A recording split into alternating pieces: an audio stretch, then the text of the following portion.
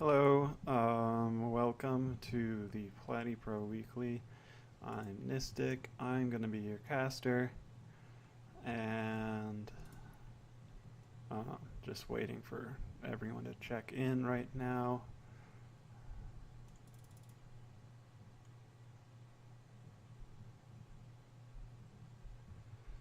Yeah, I'm basically,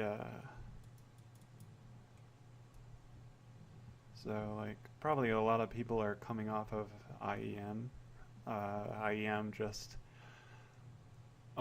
just concluded for the day. They might still be doing interviews or other things like celebrating or post game show. I guess it's not the final, so it should just end very soon. And yeah, the tournament just started. Hopefully, you guys had got the chance to check in and everything.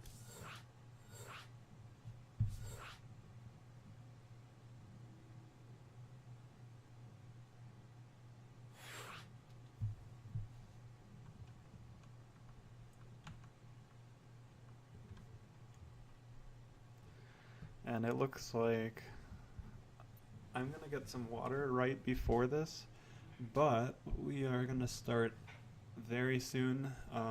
The first game being Eon and Practice X, two pretty sweet players. Um, Teammate of mine versus Practice X.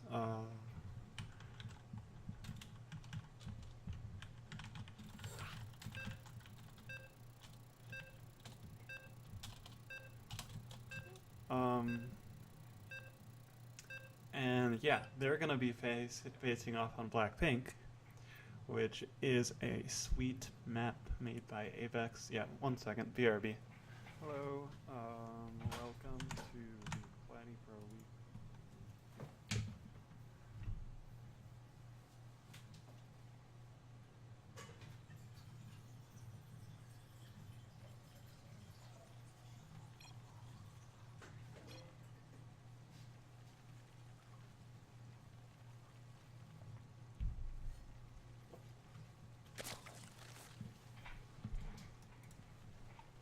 Alright, spawning in the upper right hand corner of Blackpink, we have Eon, our purple Zerg player.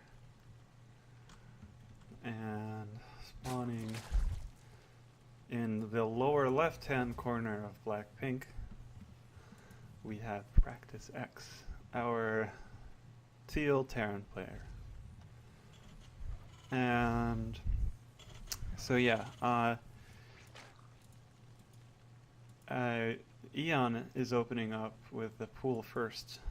This is pretty interesting. I will love to see how successful this is.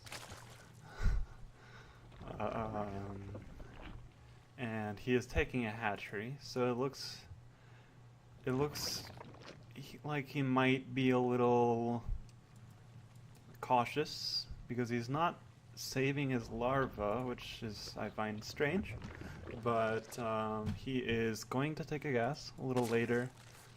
Just wanted that pool just for the fast queen. Maybe the lings can run around. Sometimes you can kill an SCV if you avoid the first Reaper, which is pretty much rallied straight across the map.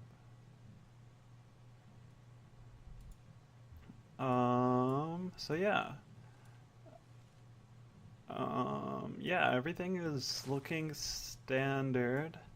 I'm just curious how well these lings will actually do, because these are just 4, right? They're not like all that many lings, and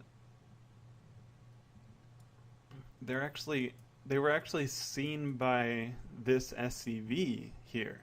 So that's weird. So like they saw the lings, and they're just pretending that they didn't see them. Or maybe at this point Eon has given up on the SCV killing because the Reaper is gonna just head back home, right? So Practice X knows about this little poke of aggression here, but it's not gonna do anything. It shouldn't do anything unless Practice X makes a mistake here. And he's just going to sit on top of his ramp, which is the correct move. Already this command center is almost done. Maybe if he goes right now. Nope, he's not going to even try. Link speed is about halfway done. And the good thing is Eon does actually kill an SCV. That was the command center SCV, but it already finished, so it didn't really matter. And at this point, yeah, he did get the full scout inside of Practice X's main base. So that's good news for so that's good news for what's his face? Practice, or I guess Eon. He got the scout, but it's also good for Practice X because basically Eon actually already or Practice X already got the slight economic edge because Eon already opened up with the pool first, so it didn't really do a lot except for get that scout, and the Reaper dies, so that's good for Eon on the other hand of things. So let's look at the general state of the game here. I mean, Eon is he's making a roach for him, and he's up against a Cyclone player who's going Cloaked Banshees. On paper, this looks very good for Practice X. I mean, generally speaking, if you have Cyclones and Banshees, you're gonna deal well with roaches.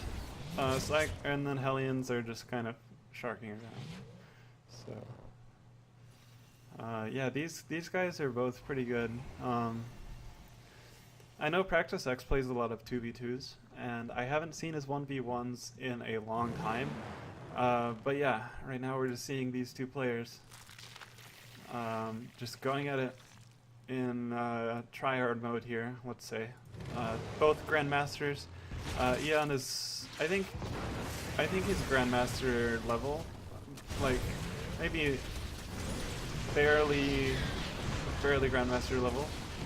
It's, of course, he's gotten a lot better. I've known him as a player for a long time, and so let's see how this Roach Ravager thing works out for Eon. I don't know though, this seems a little questionable to be honest. In my eyes, this seems like it's not going to work very well. If you look at these Banshees here, they are targeting the Ravagers very smartly, so, which kind of means, I don't know, I don't see it doing much. So yeah, all of these guys go down. The Lings are starting to break in, but now you look at the supplies and it's 53, 67. Maybe Eon didn't feel very comfortable going against Practice X in like a macro game, but I don't want to speculate here. I'm just here to cast these awesome games here.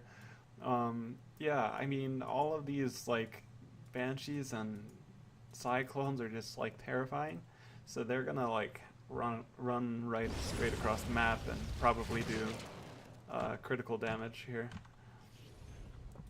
And yeah, like he's preparing, I don't know, maybe he gets a perfect surround. Here we go. The Cyclones though, one goes down, another one almost goes down, but it's too much HP and too much, I guess there's too much Terran here, right? This looks pretty over here. Yeah, so these are just not gonna do very much. I mean, they're gonna try, they'll kill a queen, and they also clean up that third base and everything, so.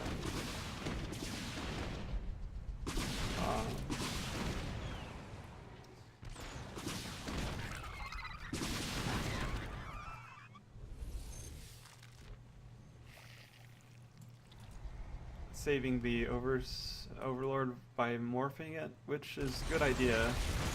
And actually, the Cyclones kind of go down, but that's not the best trade. There's 3 Banshees here, and this Cyclone actually lives. Eon's restricted to 2 bases. He's going for the Spire. Great tech choice. Unfortunately, there's too much economy, so yeah, Eon should probably regroup and try again. I don't see this working. like regroup his thoughts that as he doesn't have much army, and his hatchery does go down. So, I mean, I I don't know what he's doing. It looks, I think at this point you can safely say Practice X is doing pretty well. I'd say.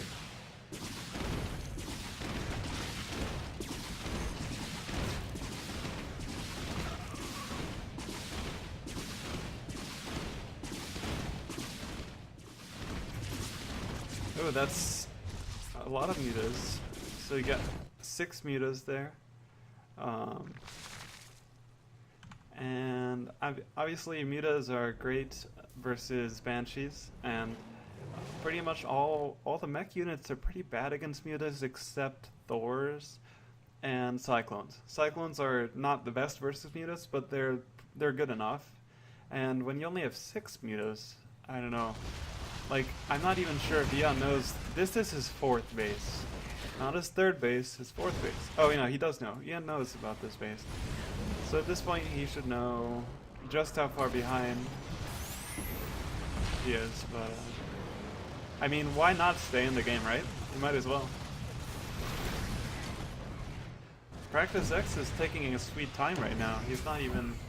I don't know if he's just, you know... practicing, or if he's if there's a reason that he's staying in the game, like he doesn't think that this is over, maybe, like because he could just run across the map. Let's see, I think he is doing that now, so we should see a GG coming out from Eon.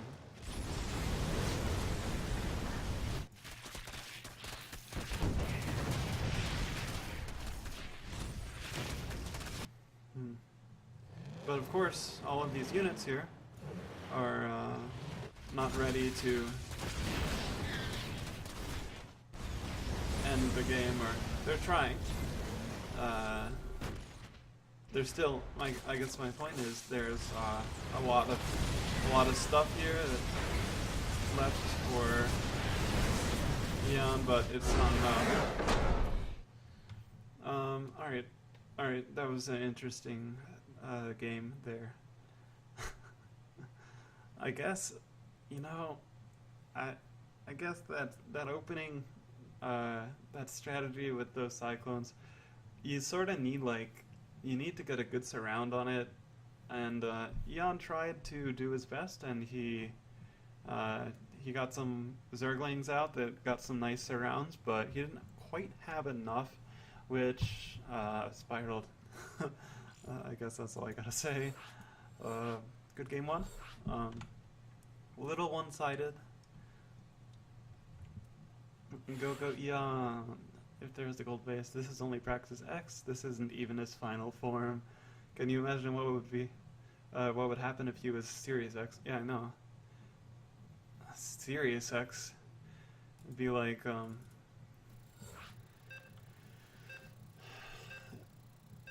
Why do I think of Sirius Black from Harry Potter? Never mind. But yeah, no, Sirius X. There you go.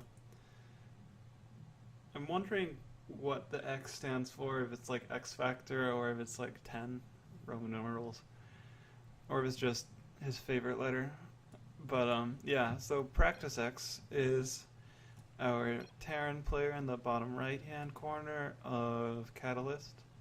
And he's up against my teammate on the new clan, Rise. And Rise is like, I guess they're up and coming? Kinda,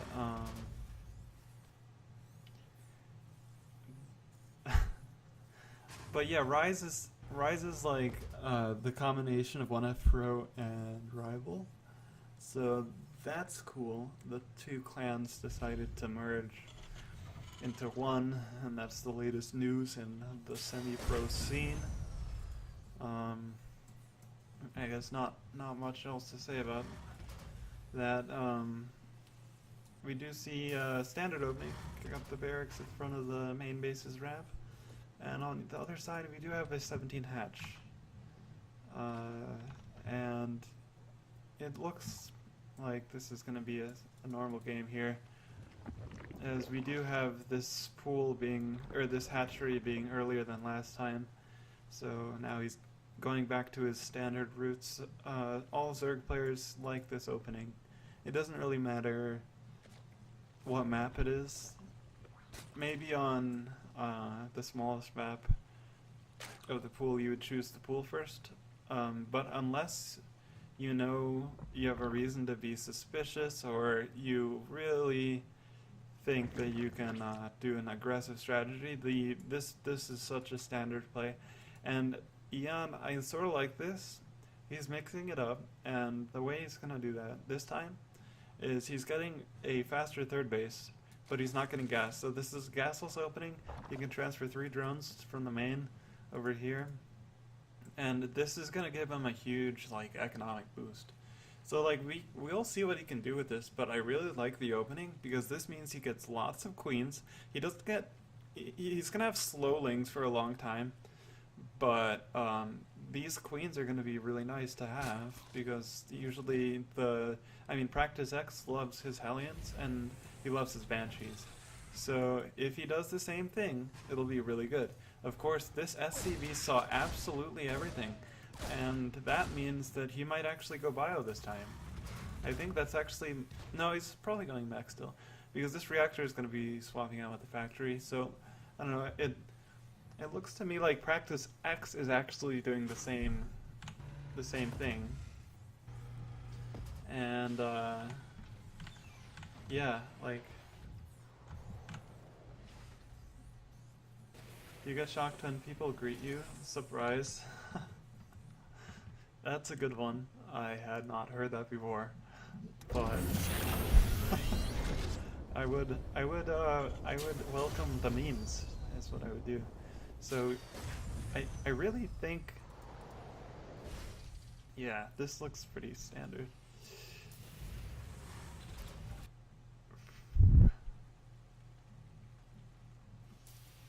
This, but like, what was I saying? So I guess I was commenting on this like triple hatch effectiveness, and so let's just think about this. I guess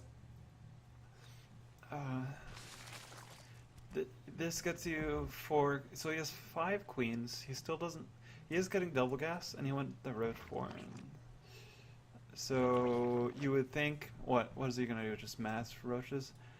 It seems like it's a good idea. I mean, there is going to be a Banshee. You know, at this point in time, he's so economically ahead. Actually, he's only 2 workers ahead. But he does have a third base on location done. Ooh, he has to be careful. He just started a round of roaches, but oh, the Hellions run straight past everything.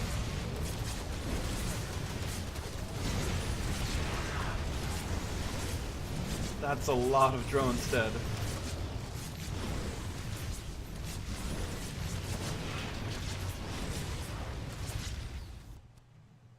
Okay, that sucks. At the very end you can see that those yellow drones getting roasted. 2 more die as all the Hellions are picked off, but Ian is not enjoying himself right now. We do see this roach counter. That's a lot of roaches. It can do some damage, but we can already see this Banshee is going to be pretty good against them. What he's really hoping for is to put Practice X on edge so he can drone up again.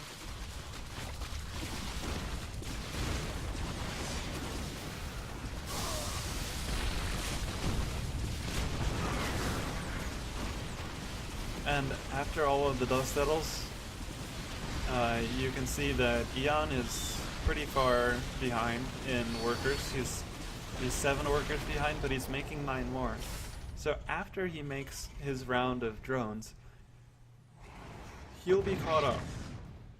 But the question is, can these Banshees just turn it around? I mean, the question is yeah, like, can these Banshees just you know, do the damage to set him back again, or has Eon officially caught up? Is the question. And I think two Banshees positioned well can do the work. I guess he has to move around though. He can't just stay in one location. And he's getting picked off. One Banshee goes down, lots of drones dead. You got 4 kills on that Banshee. He's getting the Hydra done. 2 Evo chambers. He has 2 queens with full energy almost. And it just goes to show you the power of the queens. He is droning up, but you know what? This might be a little too late. He was trying to be greedy just so he could catch up here. And it could have worked, but if you just look at these 5 Cyclones, that's pretty powerful.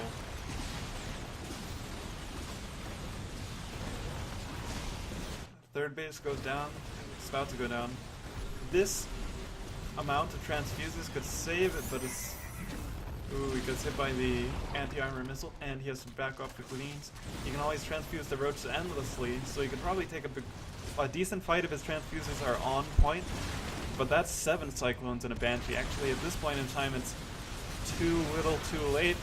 We got the Hydras coming out just at the wrong time. I think I'm a little impressed with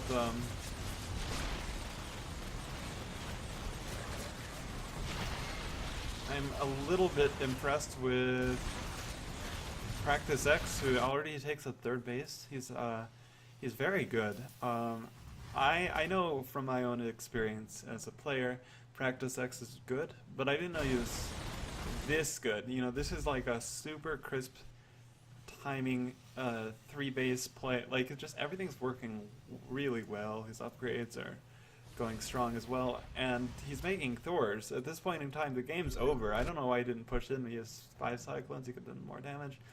At least okay, so he just leaves the game. And I mean, I don't blame him at all. That was an intense game, and it was just super well played, and he takes a 2-0 victory over Eon. I mean, that sucks.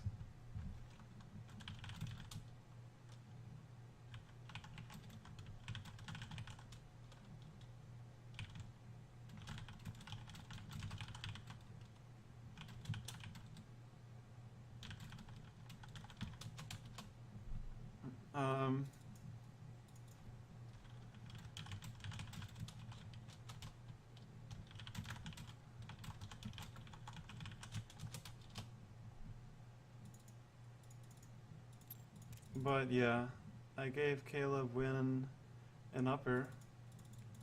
Oh.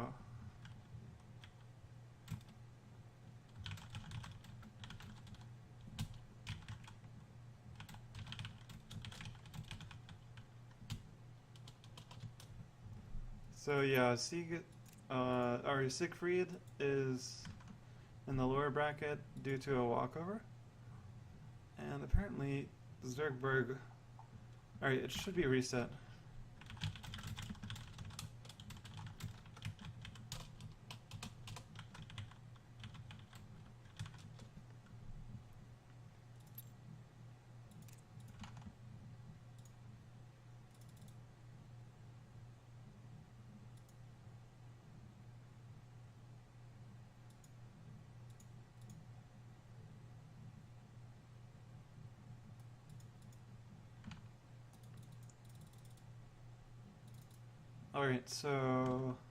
Alright, so basically everything's fine. I just need to go get another game.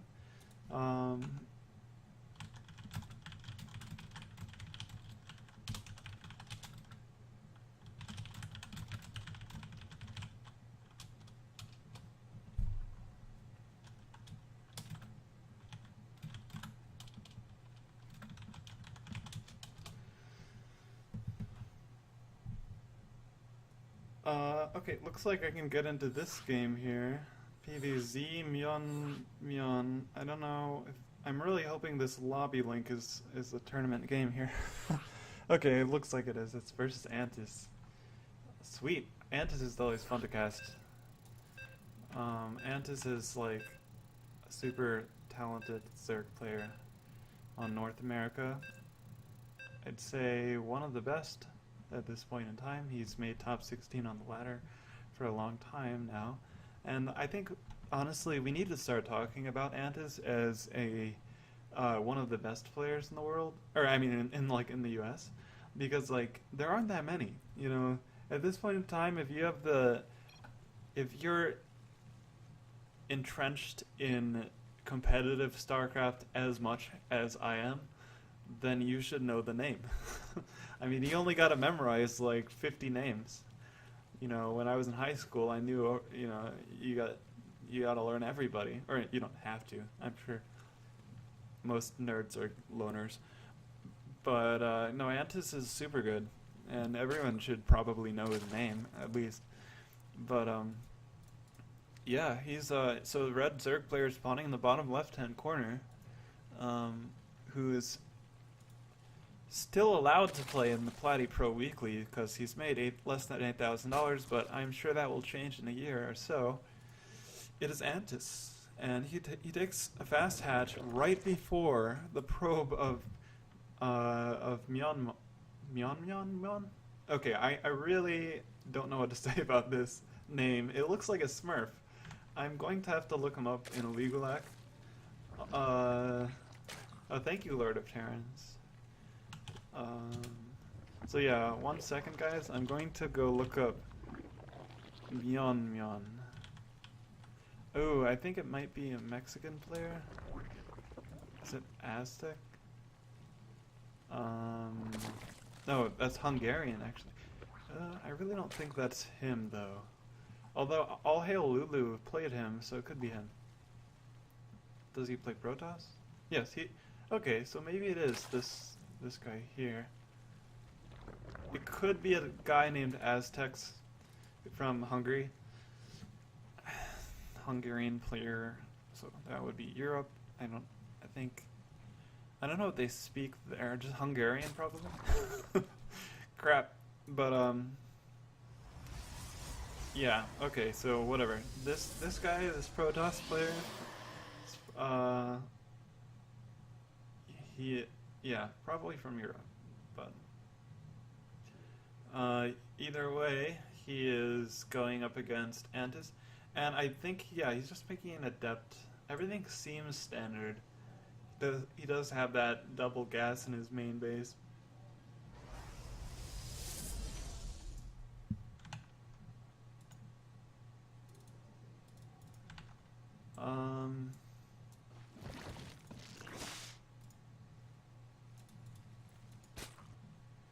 Yeah, Myon.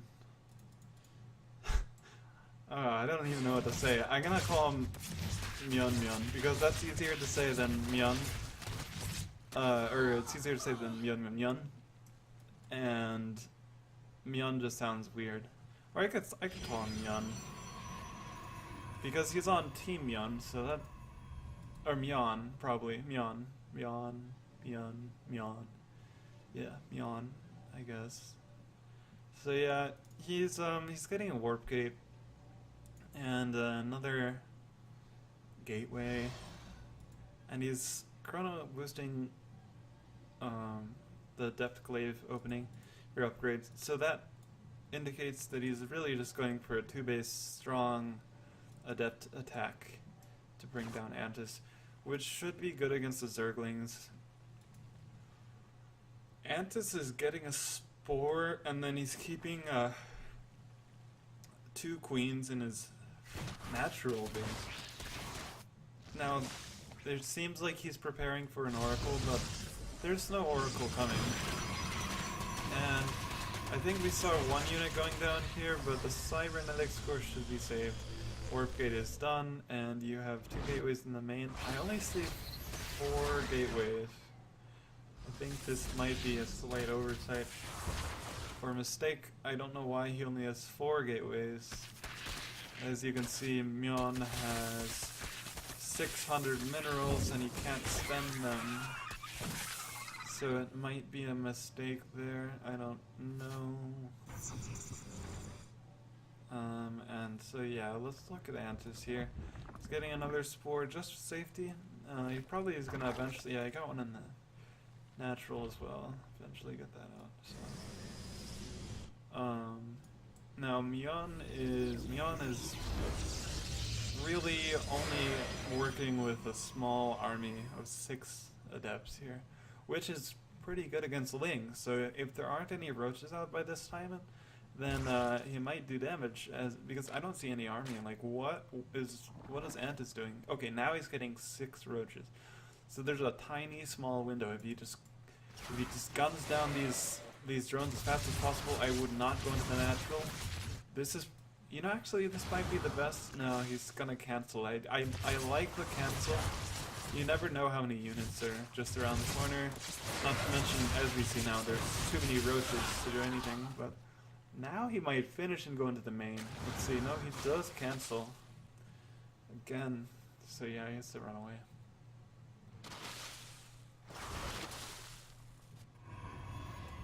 And yeah, we do see the third base here coming out from Beyond. And so it's it's a little bit late. I think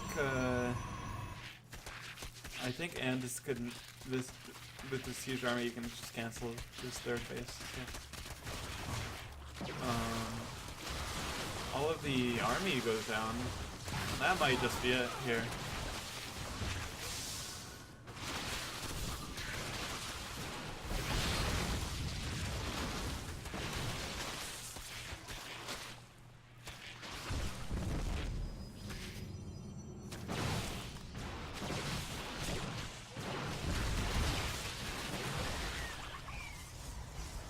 Yeah, we do see this army just posturing outside of the natural base. The Mortal is going to make it very difficult to move over the roaches. In addition, he is getting Zealot leg speed. So he's going to have a nice 2-base like army slash timing slash gateway force. And I mean, can I do anything against this? Maybe. Like if he really moves out and micros extremely well, he could probably pick off enough units to take a third base, but it's gonna take perfect micro and a war prism. So we can already see the main base is probably almost done here. You got 40 minerals left, 35, and you got 10 minerals left. So he's gonna start taking a economic hit as soon as he doesn't do any damage. And even that without it, he just needs a third base and he doesn't have one. So yeah, it's not looking good for Mion, and Andis being one of the best players that I know of and is actually in a great position. Yeah, or at least in best players that I've actually chatted with, for sure. He's a really solid lurk, and he's kind of showing why I say that, because he's going in counterattacks in every single base. And this is a little bit of a brutal ending to Myeon's tournament life. Actually, not really, because it's a double impact. But yeah, excellent play by Antis as usual. Is he gonna? Okay, all these charge lots are gonna at least do damage. Obviously, being really good against lings, he will clean up all of these lings here, and probably surround something. No, he's just gonna run away. Officially, I think at least the antics of Antis are done for now. But he has Banelings. Does he already have speed here? Yeah, he already has Baneling speed. And Banelings with speed are really good against Zealots, which is the most of the army is Zealots. So he needs to get his Archon to tank a lot of Banelings, and then he needs to get the perfect force field. But this is not a good engagement here because Antis pulls back and makes sure that he can separate the army. You can see that the bottom half of the army getting mowed down by Banelings. The top half was only just a couple units, and it doesn't seem like it's gonna hold on much longer. I think at this point Antis can really do anything, so yeah, it's probably it, right?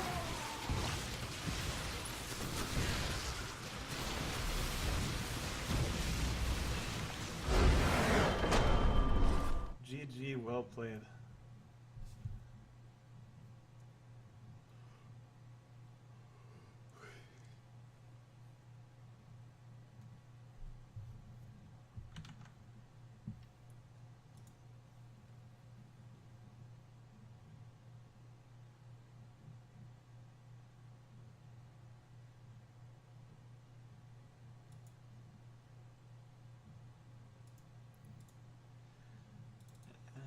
Alright, so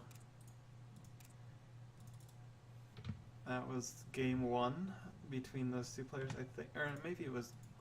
Let's refresh the bracket here, and we can see Antis versus this guy. Okay, so interesting. That Protoss player actually beat Zergberg, so that was the second game he had played, and yeah, it looks like Antis. Oh, it says he's in game. I hope that he's not in game right now.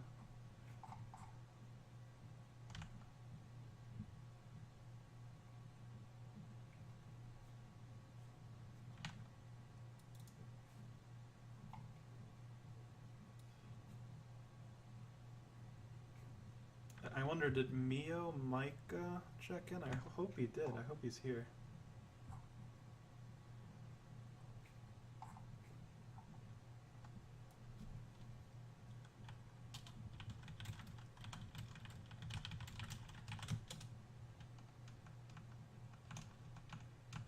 God, tab is really annoying.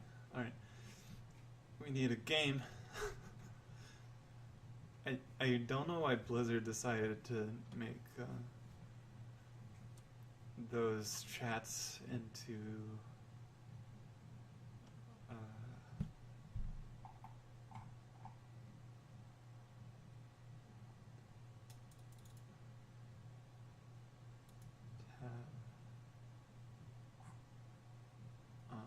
it's Blast versus Ghost Hell.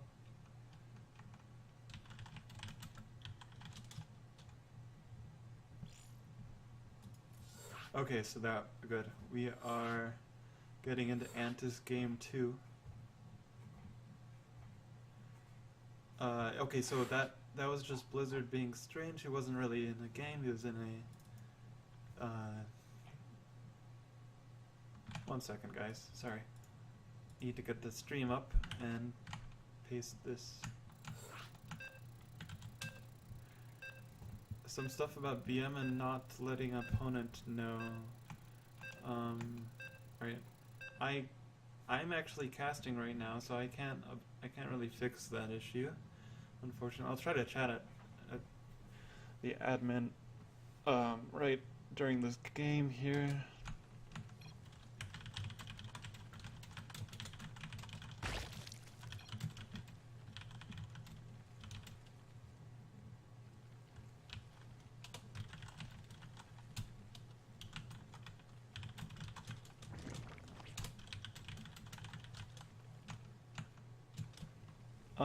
Alright, so it looks like Antis is going for that 12 pool here, and he's just gonna try to rush on this map. So Abiogenesis is the that small map I was talking about. Yeah.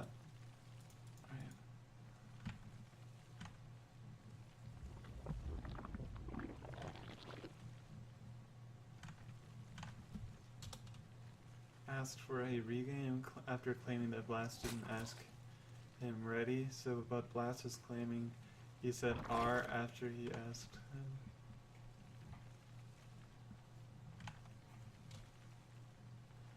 Okay.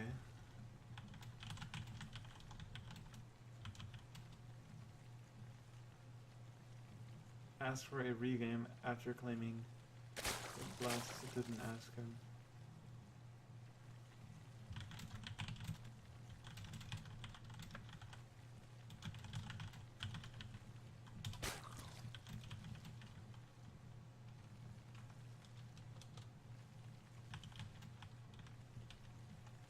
Alright, well, I have to cast this game, so basically, yeah, there's a rush coming, but I think we sort of know the general the general pattern of Zergling rushes, which really go, yeah, the same way every time.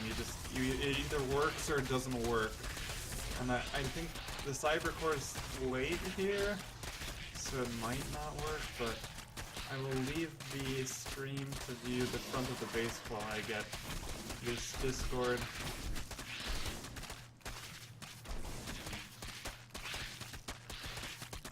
Platy-pro, invite people.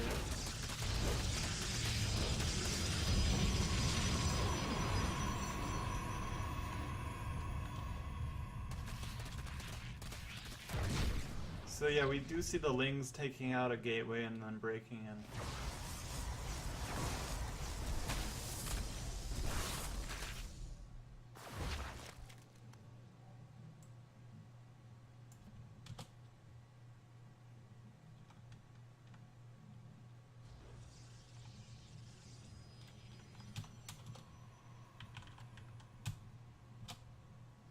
Okay, I don't know what to do.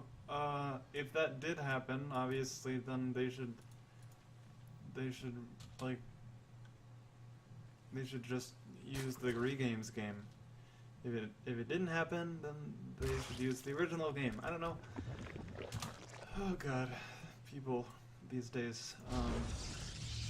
Issues. All right, what should I do about that? I guess there needs to be proof. Otherwise, go with the first floor.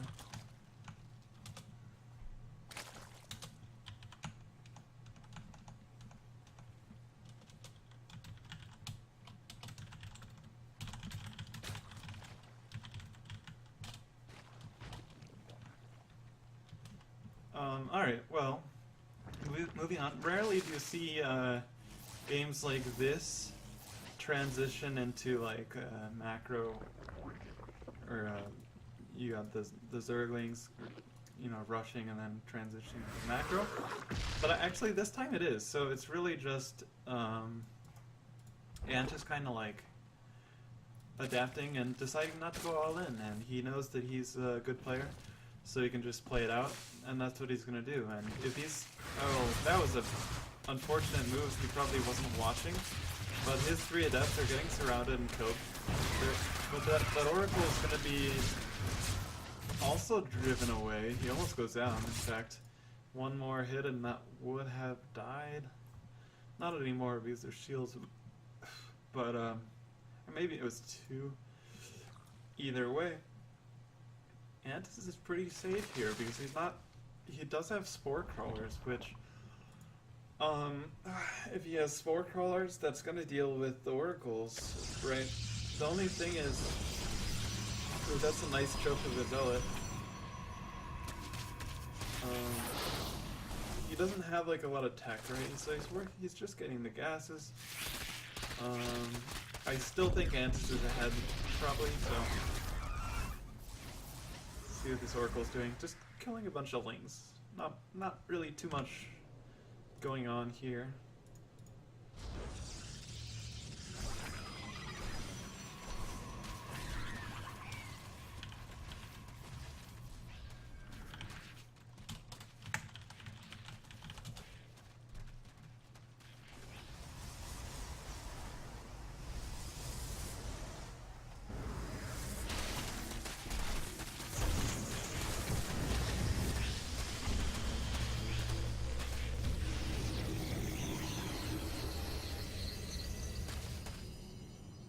Alright, as we can see, all of these lings just kind of like rush into the base, and it looks pretty one-sided at this point, as Andis takes a massive lead.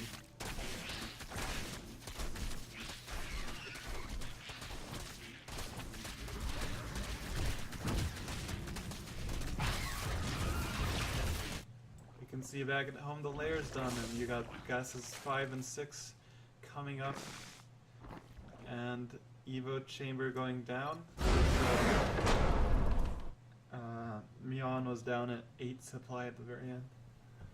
It does appear that Antis is too good, and he takes his first game. It's a trust his judgment. Yeah, I mean, he's like 18 years old, right? That's old enough. You can drive when you're 16 in the United States. But yeah, I hope that issue is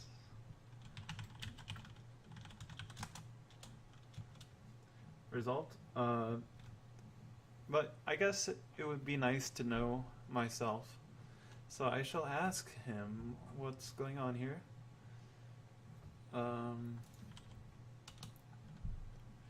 And now we wait around for our next game here.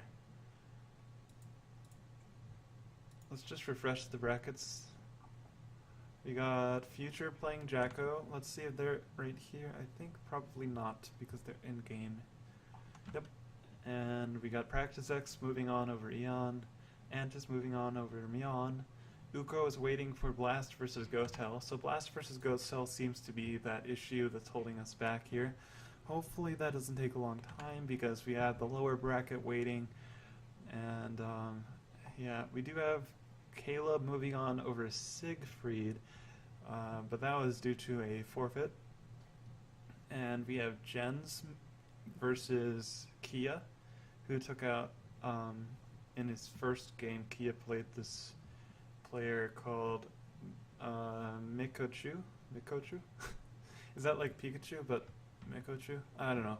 But, yeah, so it does seem like we're just kind of waiting for the brackets to truly catch up and everything. Mio is actually into a game right now, or he's facing against Into Sunlight, which might be exciting to watch. I don't really know. I don't know if they're here though. So let's go to all channel. If cheating as well, do not BM. Refer to any admins. Thank you. No matter who starts to BM first too. 15 minutes have passed. Yep, indeed. So okay, so Into Sunlight.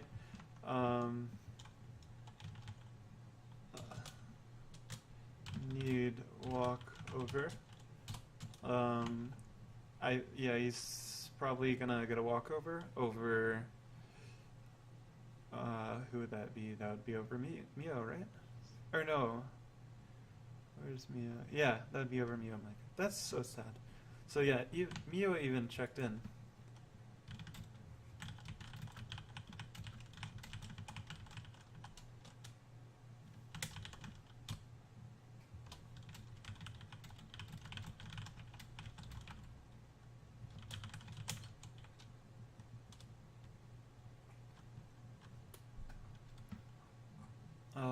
But yeah. Oh, it does look like Future finished his game. So if Future finished, then he... Oh, wait. Ooh, Jacko took him out. Uh-oh. Who the heck is Jacko? I gotta go look him up now, because that's some serious...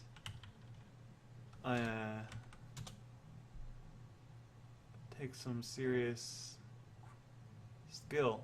I mean, Future is one of the best players in the US. Okay, so Jacko is from Luxembourg. He's a Protoss player, and it looks like, yeah, he took him out. Although the bracket says 1-0, which is confusing. I don't know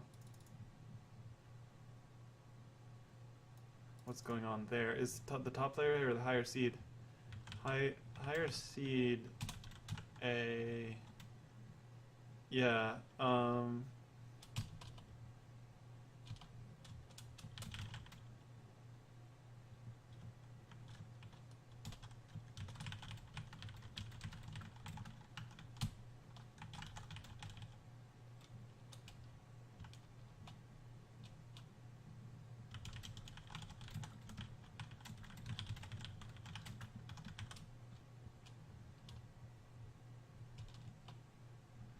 Yeah, also, like, if both players agree on a different method for vetoing, then that's perfectly fine with me because it doesn't really matter as long as both players are satisfied with how they veto. They don't need to go by the rules in that case. If there's any conflicts, of course, then you should go by the rules because then the two players don't agree.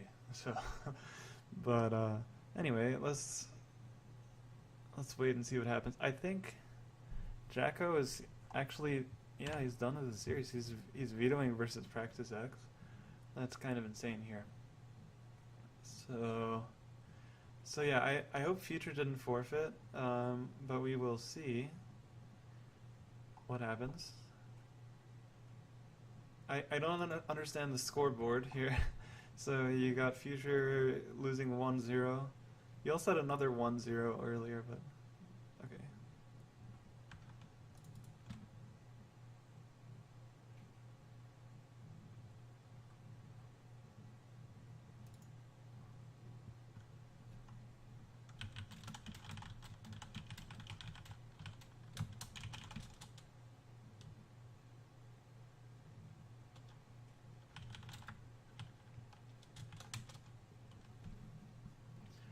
So just waiting to hear.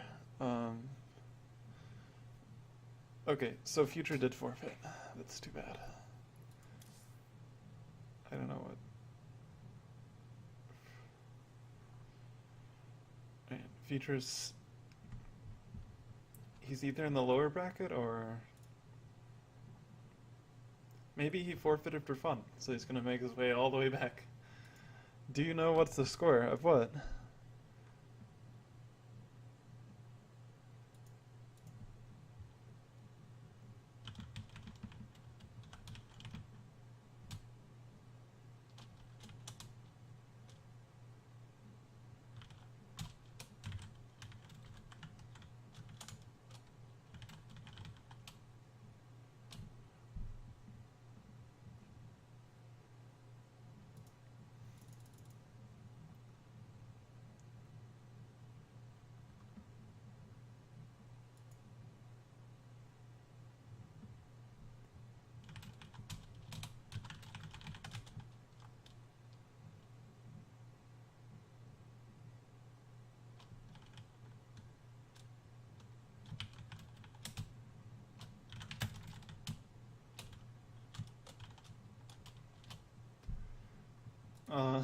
Okay, so Nemesis was dealing with a different issue and accidentally messaged me. I still need a game to cast, so.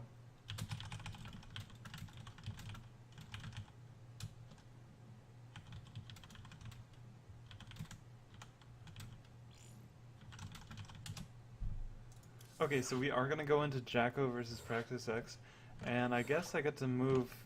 I think Mio Micah was PM'd on Skype or something.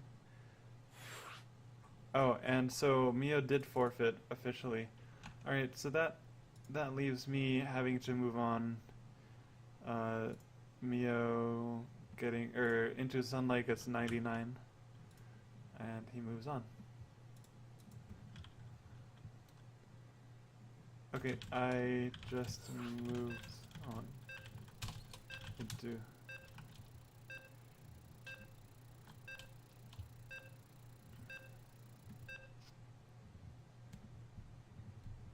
Alright, now we're going to get into our first. Is this not the semifinals? Is it a round of 8, I believe? Alright, yeah, so the winner of this gets $2.50. It is Jacko versus Practice X.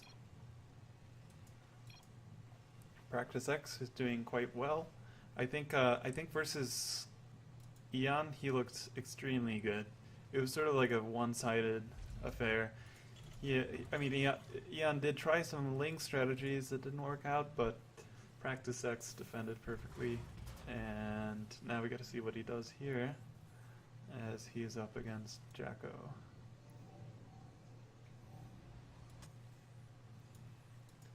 Practice X can probably afford to go with the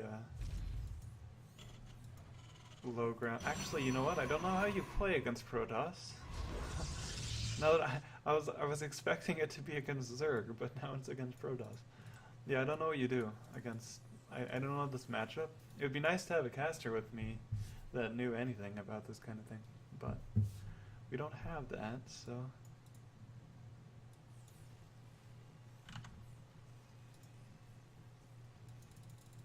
Take the hands-on approach. I haven't seen Mio compete in months. It saddens me. I know, it does. It saddens me too. Mio Maika is an excellent player. I mean, I think I've seen him compete within the last 2 months, but only like once or twice, and I know that he used to compete more than that. I mean, he probably plays in all of the tournaments we don't watch or see. Like, for instance, there's the C Weekly, and that would cater to C players like Mio Maika. Actually, yeah, it is. Is Vietnam Southeast Asia? I think it is, because that entire region is sort of, I mean, I don't know. Vietnam's under China, which is like in the middle of Asia, but you know, it's already to the right side of the continent. I want to say it is Southeast Asia. But anyway, yeah, we have Jacko with this probe here. He's just wandering around like probes do. And we have Practice X with the Reaper. He does scout everything. He's gonna start picking off probes, and gets targeted by a stalker, but he has to run away. The probe almost gets in the base. That would be intense.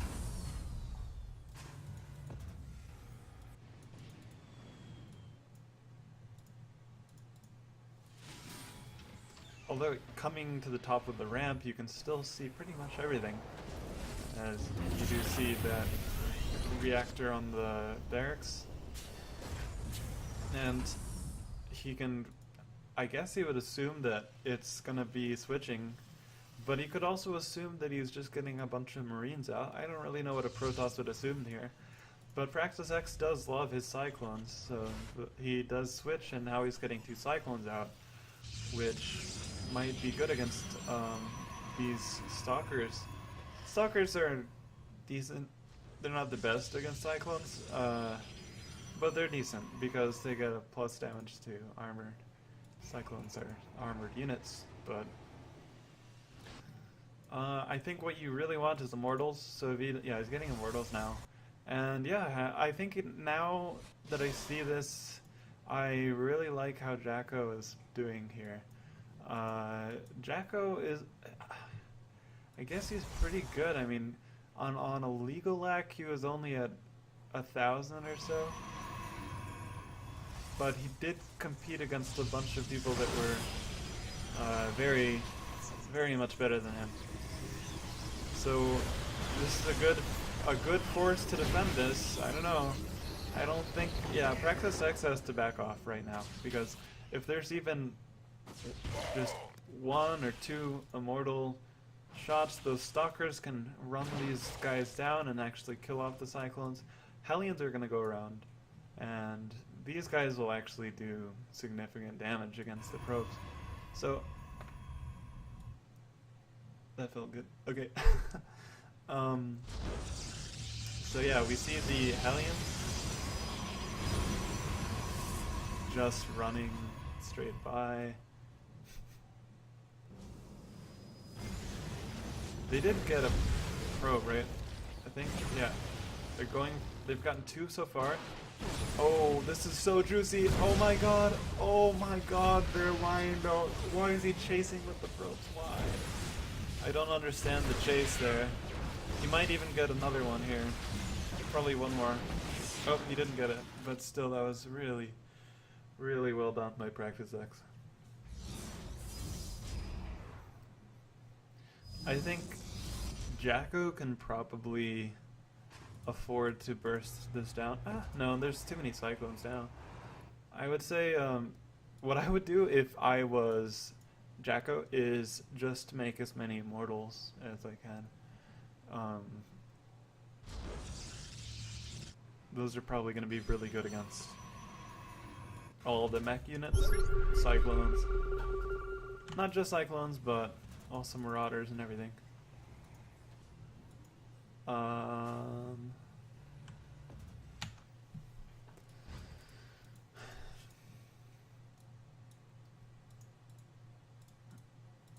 and there's no Marauders. Why am I saying that? I meant like tanks or Hellions, right? Because he's going mech. So, uh, but yeah. Okay. So now at this point, we're just kind of waiting. Yeah. I mean, there's a barracks flying around, just scouting out everything. Then there's the War Prism, which is going to drop this Disruptor. Disruptor drops can be effective, but he needs to get in the right position to do them. He also needs to avoid the Cyclones. Oh, he only gets one. That's not what you want to see. I don't know if it would... Oh, that's really bad, actually. Okay. It probably wouldn't one-shot the Cyclones, but actually it might. If you look at the damage... I don't think I can select this and actually view it because I'm in the game heart. But I want to say it either brings it to super low health if it hits a Cyclone, but before I speculate too much, before I, make any guesses, let's, now we get to observe this fight here. We can see how much damage it does, and it does kill a Disruptor, although that was at low health. Or lower than full. Oh, the second Cyclone was the second Disruptor was perfectly dodged, but the Cyclone's like a split. And, oh, okay, now you can see it doesn't kill it, so I can understand why he went for those probes in the main base. And all of those Cyclones are dealing their damage. They just took out the third base. They're spread out perfectly versus these Disruptors, some low health units here, but I don't know. I'm sort of liking this defense, but it's pretty close, right? It's a nail-biting defense. If you can just kill the low health units, you might have a chance. But if you look at the back here, Practice X is doing really well, and he almost kills one more. Those Disruptors are just not. They don't have the staying power. If they had all been Immortals, I think it could have been even better. But at this point in time, Jacko's not looking so great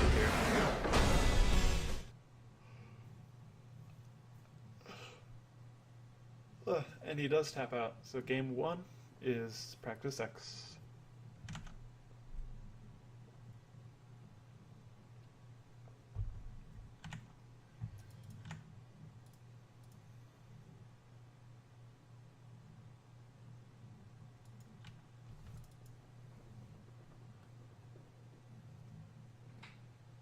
So yeah, I'm gonna go look at the bracket just a second. I want to see what the issue was with Blast and Ghost Health. So it looks like they're actually 1-1, and then Uko is poor Uko. He's still waiting on his first game to start.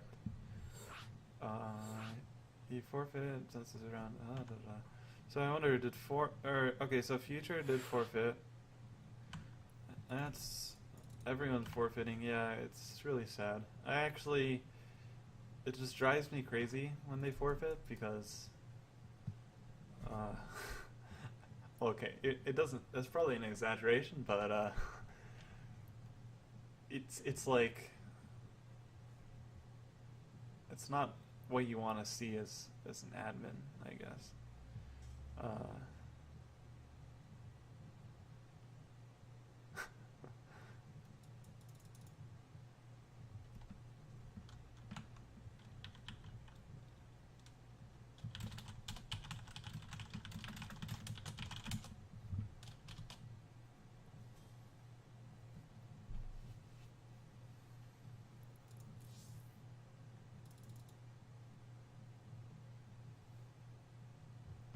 Issue has been... Alright, we're getting into game number 2 of Practice X versus Jacko. This was probably the closest game I've casted today, which is kind of not saying very much because we've had some one-sided games, unfortunately. We had the series versus Eon, which really went in the favor of Practice X, and we also had the series with Antis, which really went in Antis' favor, as he handily took out the Protoss player, Myon, from Hungary. And so yeah, this time around we had a pretty good PVT. I still think it was pretty one-sided, or it was I don't know if it's one-sided, but it was a pretty big lead for Practice X, and that was due to his full-out aggression with the mech and the lack of damage done by a disruptor drop that was taken out early on by Cyclones. So maybe this time around, Practice X can make something happen. I don't know. We'll see. Or, I mean, Jacko can make something happen. Practice X is perfectly fine, and it did make something happen. Okay, so Jacko's doing a proxy, and I don't know what it is yet. It's probably... Let's see, he actually hasn't even made a cyber core. So he's going a proxy gateway. This is going to be the cyber core. So what I think this is a stalker rush. He's going to 3-gate. Maybe even 4-gate. If we do see like this same factory here, I think it's going to be really good, because the best way to deal with this is getting a bunch of bio with like a bunker. But if he doesn't scout this, this is almost suspicious how much Jacko's going back in with the probe. If Practice X catches onto this and just scouts this out... Oh, he cancelled it. He cancelled it. Okay, so he's not doing this anymore. I don't know what caused him to do that, but he determined whatever build he was up against was too powerful. Oh, probably the Reaper? Reapers are obviously good at scouting this kind of thing. Oh, too bad his probe is... It's going back, actually. Oh, he's gonna Stargate. Come on, do it. You want to Stargate. I don't know why he's building the Stargate there when he has a pylon here. That probably wouldn't get scouted. That's actually a huge disappointment. Why would you build a Stargate in your own base when you can build it, you know, right next to the opponent's base? You already made a pylon here. But either way, we are going to probably see some oracles or something else coming out of Jacko. And in the meantime, we do see Practice X just sharking around at the Reaper, trying to scout out that probe. There he goes. He saw it just now. Probe survived a long time, but eventually does go down. You know what's really interesting is Practice X is doing a one-base aggression, possibly a mine drop, but I don't see any expand on the way. And the Oracle's going to be pretty good against this, because Oracles have high DPS and they can stall for time really well. The only problem is the mines. If the Oracle gets hit by a mine, that would be super bad for Jacko. But if you can avoid the mine, he should be fine. And so yeah, now we get to see how effective this one Oracle is.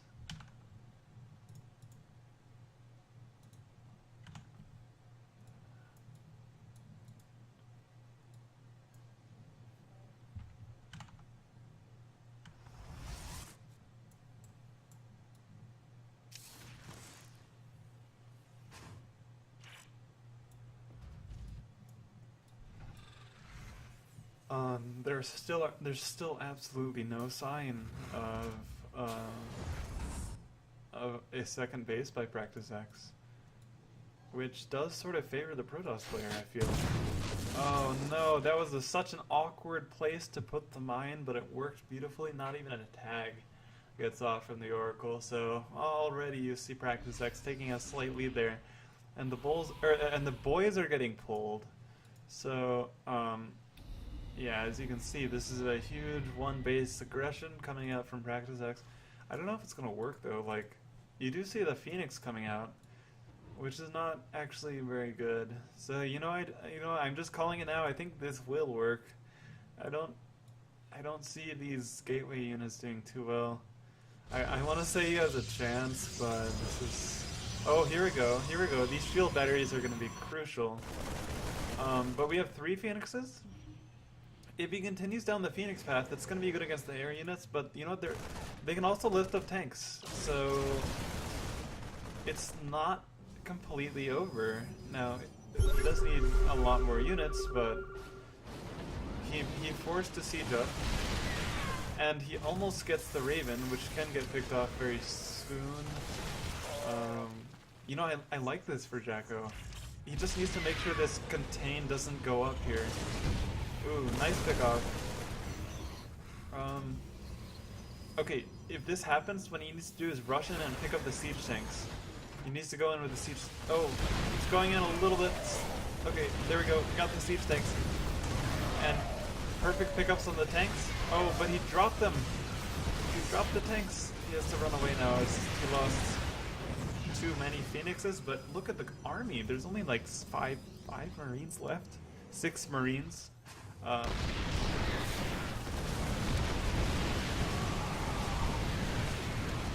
Oh my god, that was a sick turret.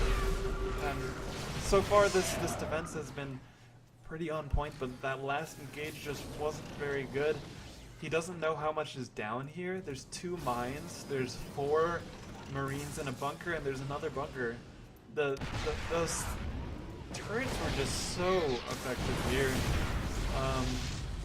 Yeah, I don't know. I think he probably needs an observer. He's getting a robo. Oh no, Twilight. He doesn't even have a robo. But yeah, the fact that there's 3 tanks is going to be really difficult to break through. If I was Jacko, I would probably not even try to move down.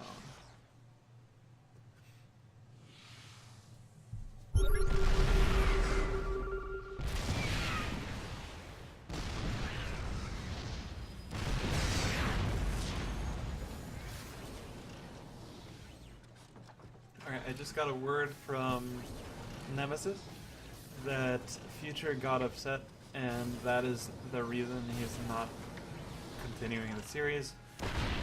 I don't really know what to say.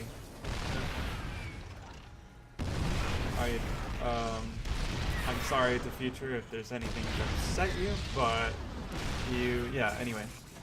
It's obviously resulting in his forfeit, and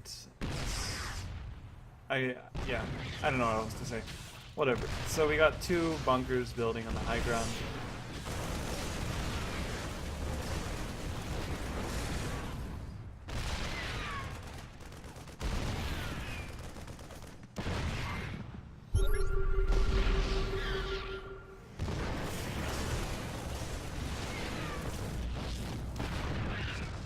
Okay, the SCV does go down, and he's probably getting out legs, or he already has Zealot leg speed. So that's the good news, but can he kill all of these tanks here? And I think the answer is almost.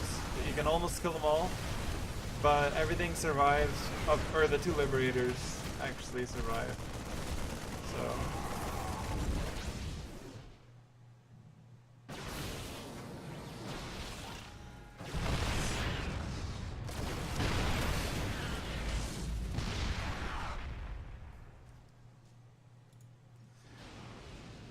There's only 1 tank left, which is not... It's not impossible to deal with that, but... I wouldn't even try to go... Oh no, there's 2 tanks now. I guess the second one came up and there's a 3rd one on the way. And he's actually building a 4th tank. And it's 1 base versus 1 base against a Terran that can easily lift off the natural. So this does favor Practice X quite a bit. But, it's not completely out of the question. He needs to catch Practice X unsieged. The truth is, there's not a lot to deal with the bunkers, and even if this bunker goes down, he can rush back to these bunkers over here, and that's why he's not salvaging them. So it's just not looking good here. A Void Ray gets a kill. That's pretty cool, actually.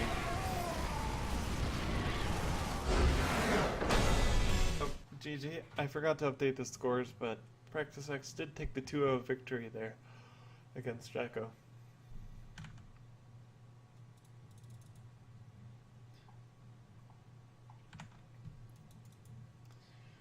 So, okay.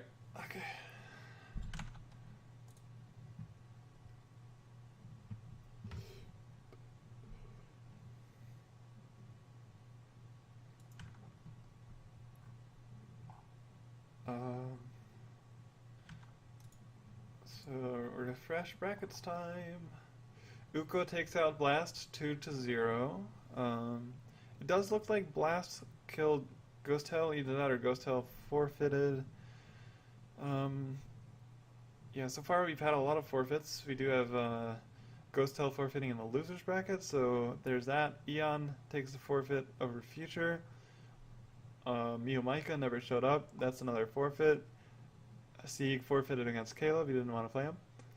At least these guys all have different reasons. It's not like they didn't show up or anything. These are, you know, legitimate choices. You also didn't tell Hannah and me. Oh yeah. Guys, there's a Discord channel.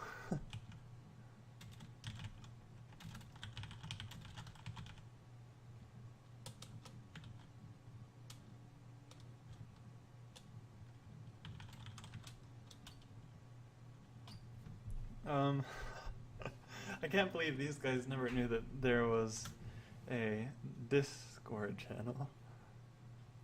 12, by the way. Haha. Oh, come on, guys. You can't just figure it out? No, I'm just kidding. If you actually read the challenge, you would see that there's a permanent Discord invite in the rules. So it's really not my fault that you guys didn't know there was a Discord. But, yeah, if you follow that link here that I posted, I can also post, I guess I'll post in my own channel.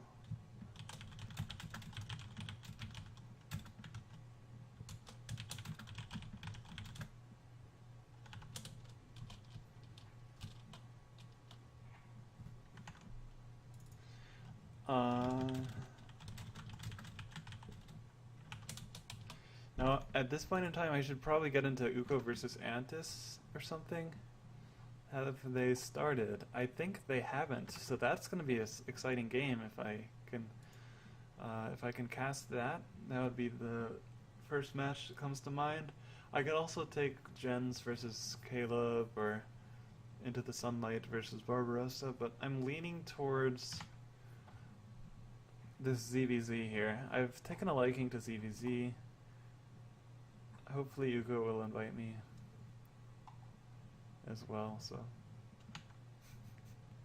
Yeah, sorry I didn't tell you about the Discord. Of course, that is somewhat my fault for not keeping my admins to actually be privy to the top information that my tournament requires. If Antis shows up, you might be able to catch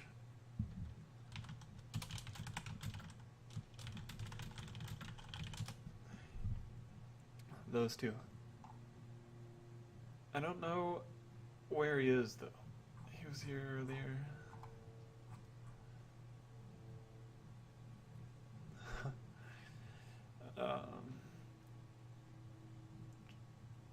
Yeah.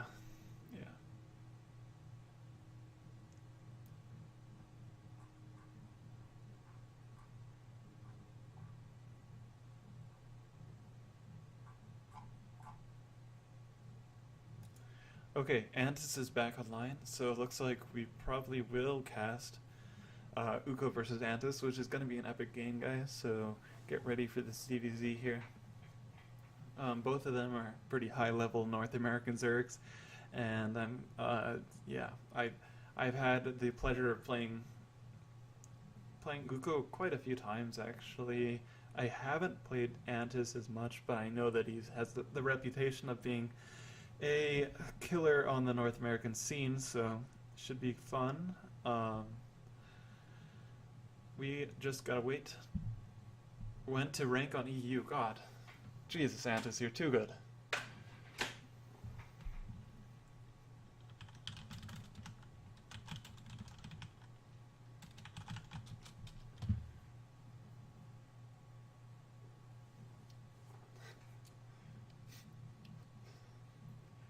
That's right. Antis is hiding those go-to strategies from all of us noobs here.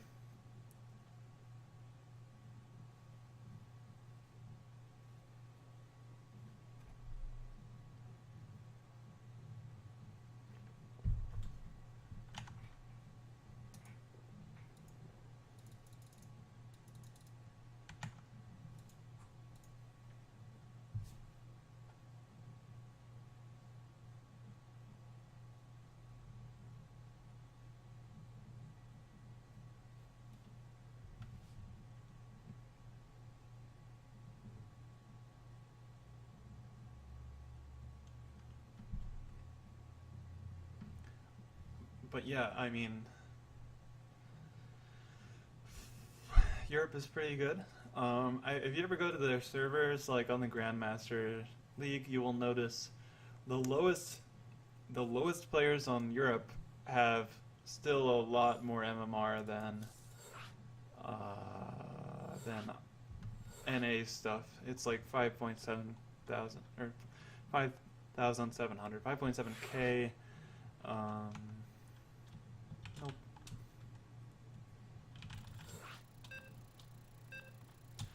And yeah, so now we're getting into game one between Uko versus Antis. Should be fun on Acid Plant.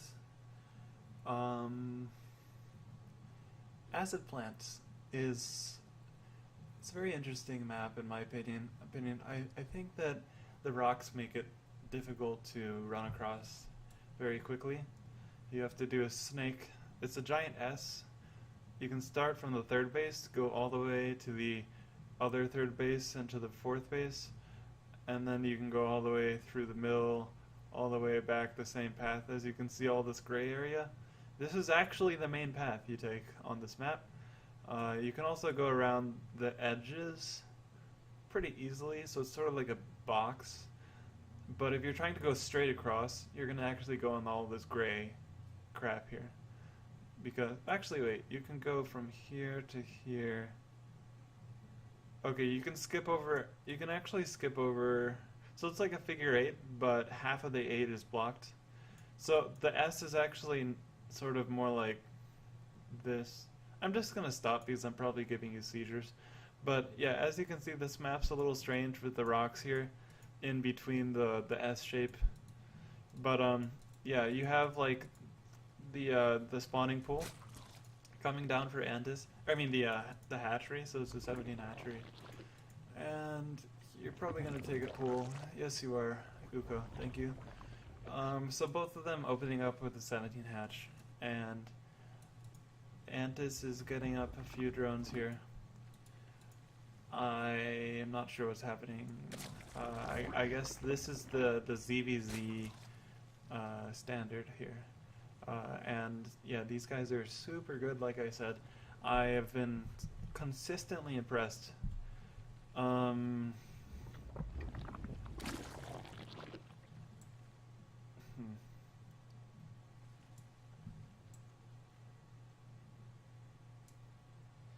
We are on, actually we're on high graphics, just so that we can cast this game. You saw that larva moving around in the hatchery, pretty cool stuff. As these two players get ready to enter the early Lingbane stage, you can see Antis makes, they actually both make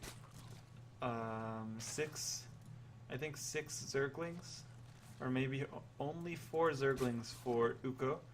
So he's gonna try for the small economic edge, but this might require more Zerglings, because whenever you have 6 versus 4, you have to be careful not to get your third base cancelled by the 6 Zerglings, and this third base does go down here, and I think at this point in time,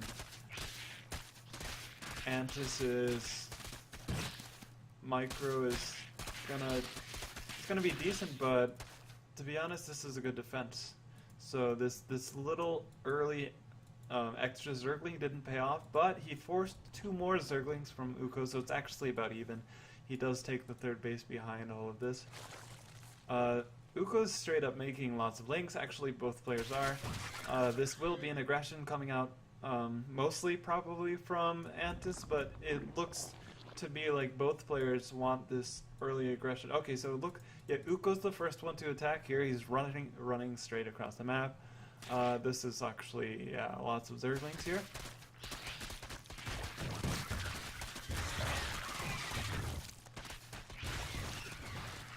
And yeah, I guess those queens are going to help a lot. I would not engage that if I was Uko. I would back off, run away, and that is what he's doing. He is going around. He's going to try to hit from the very side entrance. Yeah.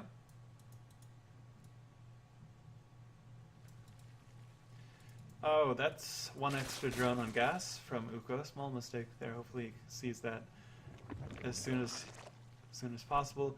We do see this army on the side is just going to go in. Two lings trying to detonate banelings. He gets one. There's still two more. One is almost done hatching. And, oh, a really nice baneling hit from Uko. Takes out a bunch of Zerglings from Antis. Uko's ahead on drones.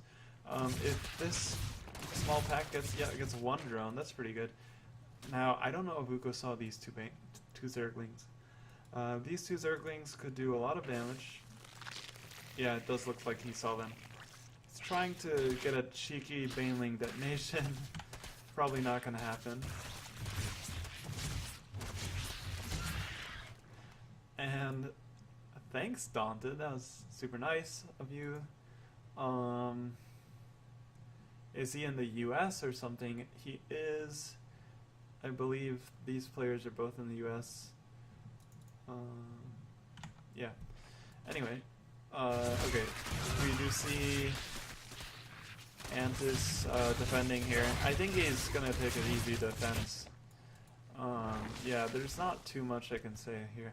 I think it's pretty even. You can look at supplies, determine that for yourself. It's Uko and Antis actually nearly exactly even on supply. The one worker advantage, actually it keeps going back and forth. Antis takes a one worker advantage. And yeah, I guess at this point it's even enough that I don't have to say too much about the game, just pokes and prods here. I like the way Antis is playing with this like constant aggression here. So it's not like a passive game by any means, even though these are really small pokes. Antis is the one putting on the pressure. Right now he's not. He's actually straight up attacking with a bunch of Roach Ling, and he's gonna try to hit a timing here. He doesn't even have a lair. The only issue I see with this is that if it doesn't work, the Mutalisks are going to clean up house. They're going to clean up everything that Antis has. Let's look at how this battle goes. Oh, not very good detonations coming out from the Banelings. This is so many roaches though. I really think this amount of roaches is going to be able to clean up against the base of Uko here, and it's going to be a fairly one-sided engagement. Although there is a spine, it's almost done, it just gets taken out. The queen is there, still doing its damage. That's a ton of roaches though for Uko. I don't know. I actually think this is getting defended, right?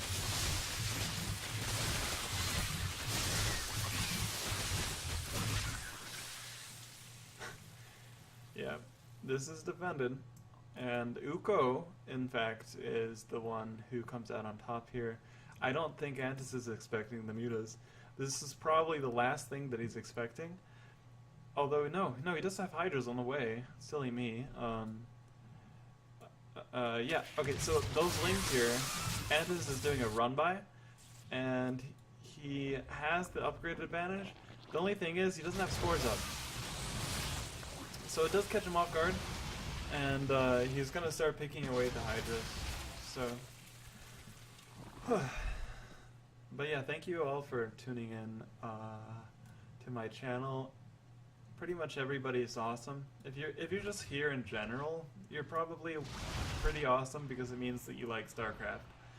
And this game is it doesn't get much better. There's not a greater display of skill that I can possibly think of in any video game in terms of one versus one, at least. There are lots of team games, which is exciting in its own way, as you want to advance as a team, but this is a one versus one, so it's just like super competitive here, as we got Antis here taking out some mutas, actually just damaging them.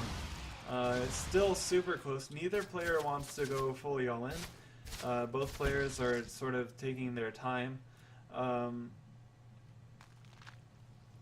Both players are actually pretty close in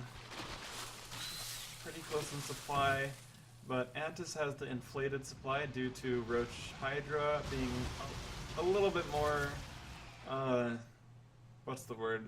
Takes up more supply than mutas because mutas cost more. So if you're spending the same amount of money, you'll have a lot less supply as a muta player. However, mutas are super mobile units. May be able to get a pick off on this base. If not, one muta goes down. He can fly into the main base and maybe get a lot of damage there as well.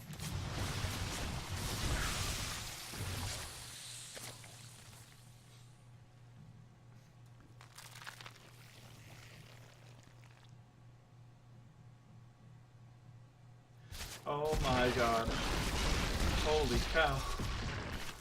Oh, that hurts so badly. As Uko, he just has all of his units taken out. There's only a certain amount left. There's not very many left from Uko. And those Ravagers were able to take out the majority of the Banelings, combined with the perfect Roach split.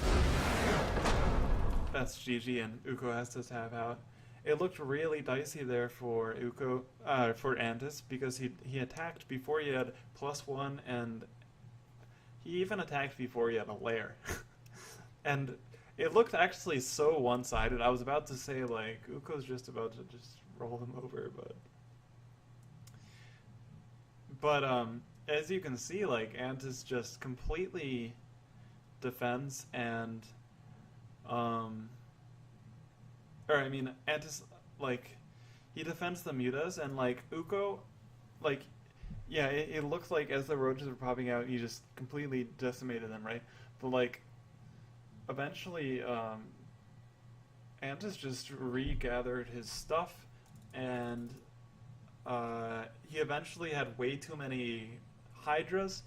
The main mistake, I think, was actually that Baneling speed attack here into the Hydras. If he had just gotten like a wraparound or came in from like the middle of the map or anything to avoid the Banelings getting wasted, it would have turned out to be better.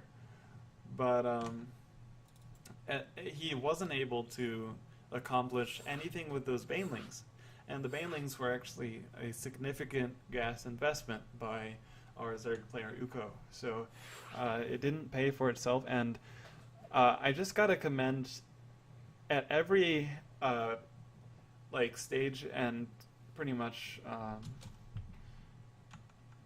in every way, Antis looks good. He looks really good. His micro, his splitting, and all, just everything looks good from Antis.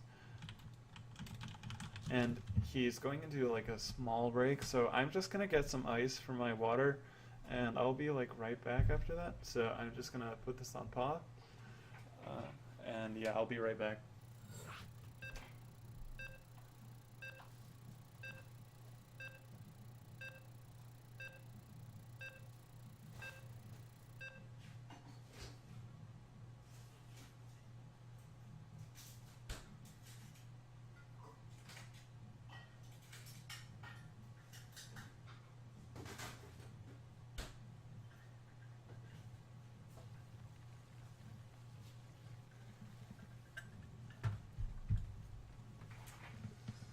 Okay, I'm back. So what I can see, it's loaded up into game number 2, and Antis is up 1-0 against Uko, who is spawning in the upper right. Antis spawning as the blue Zerg in the bottom left, and he's actually going for a spawning pool. So this is going to be a very oh, he has a drone on follow. Oh no, this is so bad. This is as if he lost a drone early on. That's how bad it is. He needs to fix this. I assume he's not going to be looking at too much during his early game, so he should see this. He does see it. Okay, there's only like a few seconds, but it shows some nervousness, maybe some lack of control, or just a misclick. But should be fine. He's actually he's doing this 12 pool no gas thing. So the entire purpose of this build is to cancel the natural of the Zerg player and take your own natural and eco behind it. This is not really an all-in. It's not meant to go after the drone line. It's entirely meant to kill a base, and that's what he's after. So we get to see if this is happening. But yeah, hopefully his nerves are not going to get to him too much, and he can focus on the game. He's going straight across the map on black-pink, and now we get to see what he does once he gets there. There's really no defense here. This was a fast hatch, so this build is, on paper, it's worse. It's a lot worse against all of these links, and now we get to see how effective it is.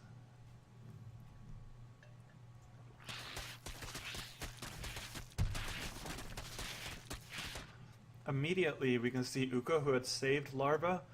After seeing Lings with his Overlord, he is actually getting out his own 6 Lings, 8 Lings on the way from Uko, 10 Lings, he's getting out 2 Queens. The only problem that I can see here is this hatchery has no hope of survival.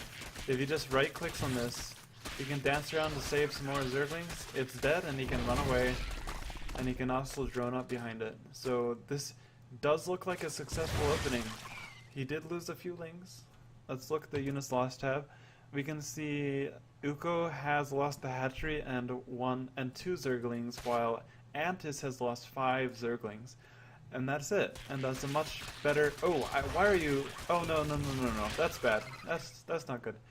Uko does get a really good trade, but at the end of the day, if we look at the production tab, we can see Zergling speed is on the way a lot faster for the red Zerg player compared to Antis. Is it going to matter though? Because there is a base up here, and this base allows greater economy, more queens, and just generally better defense. And 3 Zerglings just go straight into the main base. I don't see these queens... I don't see this quick speed opening doing much. Did he cancel the speed? No, he didn't cancel the speed. He went straight lair. So this looks like a muta build, because I can't really see any other thing you can do with it. And if you look at the economy, it's really not that much different.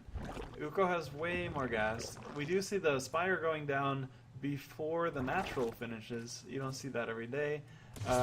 It's possible this is going to catch him off guard, but I imagine Antis is pretty okay with his macro. I believe he lost a drone to this run by, which is pretty nice, but if you look at the supplies, Antis is still ahead in workers, and he's going to wall this off, so there won't be very many run bys, and it does look like these extra queens are going to be pretty okay against these mutas. We just got to see the long-term game plan of Uko. If he wants to take a 3rd base, he has to do it soon, because he does need that extra hatch, or for the extra economy. The whole point of this opening is to take map control, kill overlords, and prevent the 3rd base from happening. And that's why he's spreading. So Antis knows something's up. This is probably a possibility, right? So Antis is actually getting his creep spread going, which in ZVZ some people might say, why would you get creep spread? It helps the other Zerg player. The reason why you get creep spread is because it gives you vision that it doesn't give the opponent, and it also lets you defend between your bases against, in particular, mutas, because the queens can walk faster. It kills, lets you kill the overlords of the queens a little bit better. There's a few other benefits. I mean, all of your units are faster between your bases. Just generally, creep is not bad. Sometimes it's bad in certain micro situations, but it's not like a rule. We do see the mutas are out. There's actually 5 of them right now. I don't know what the queens are doing in no man's land. I think they might have been going off to attack.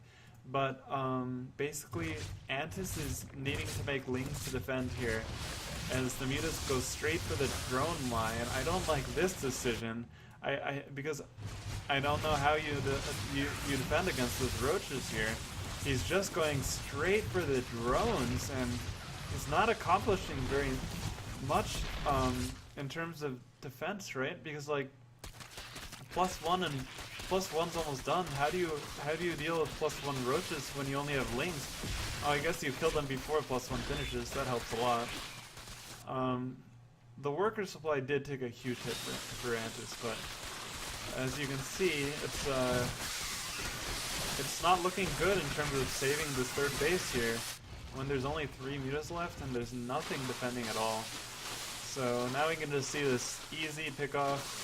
He's gonna kill the army instead because he can. And yeah, these +1 roaches are just tearing up Uko right now.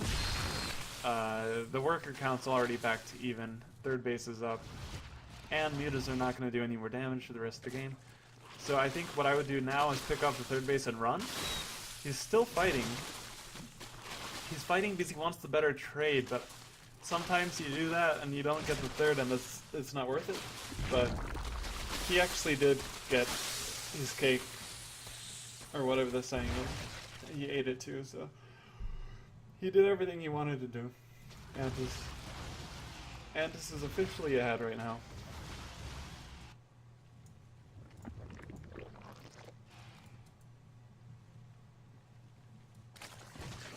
You see, +2 on the way is going to finish a pretty similar time to +1 armor.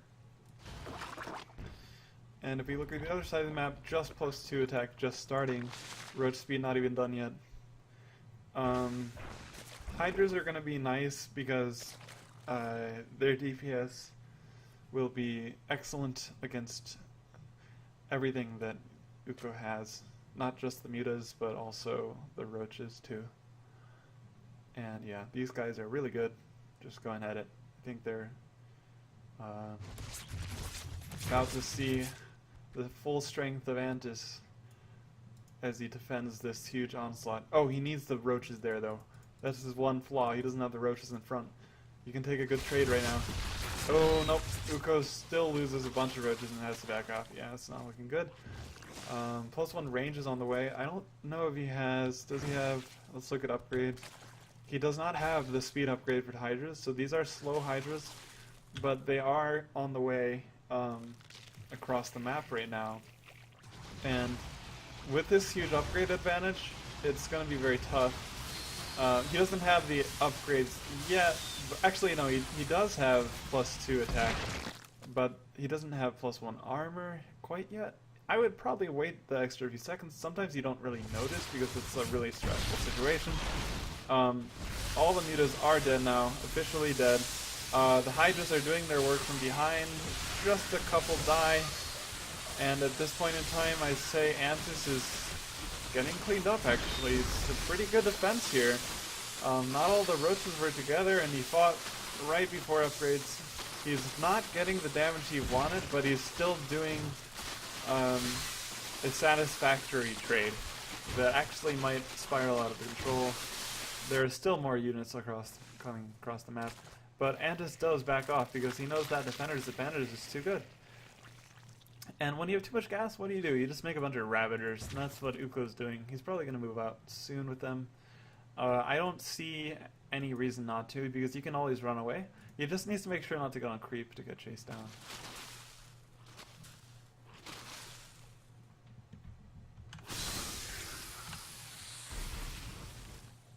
Yeah, those corrosive vials don't hit anything, but he does kill a roach.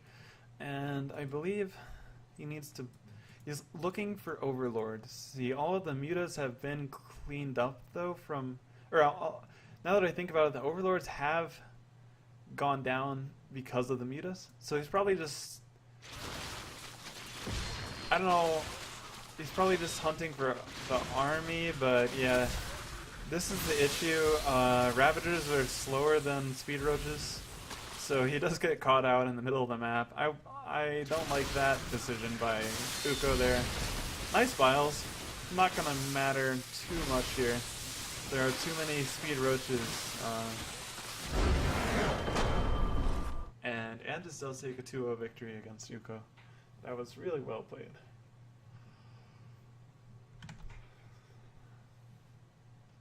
So yeah, if we look at the bracket again, we do see Practice X as the first player in the round of 4. And we also see Into the Sunlight takes out Barbarossa. So that's interesting. I don't know how he is. I think he's like a Protoss player. Either way, that's cool that he takes a 2-1 victory against Barbarossa. I gotta Google him because I'm probably not being accurate. Into the Sunlight. Aligalac doesn't have him. Maybe he goes by a different name? I don't know. Oh no, it's just Into Sunlight. Sorry. Okay, yeah, he is actually a Russian Zerg player. So he did win his ZVZ, probably. Okay, so that's done with. Caleb does lose to Jens, which is not incredibly surprising because Jens is just a monster right now. He's playing everything. He's winning everything. He's doing very well for himself. Practice X is about to go against Antis. I would love to cast that. Let's see if Practice X and Antis are ready to go.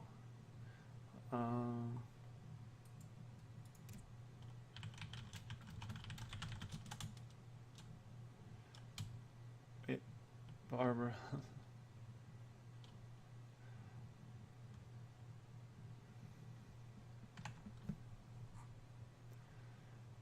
And yeah.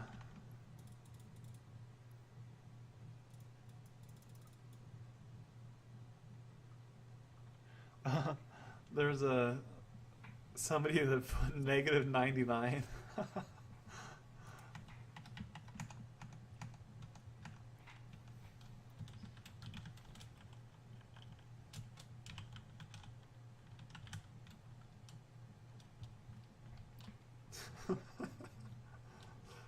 Why is that so funny?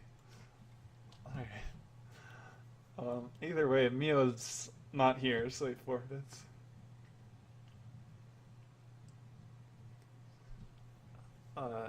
Yeah, that's too bad we didn't see any of Mio Micah's games. He's just super good, but he did no show, so the standard veto, or I mean the standard walkover format is to have 99-0 for the winner. That way all of the people that update Aligalac can also update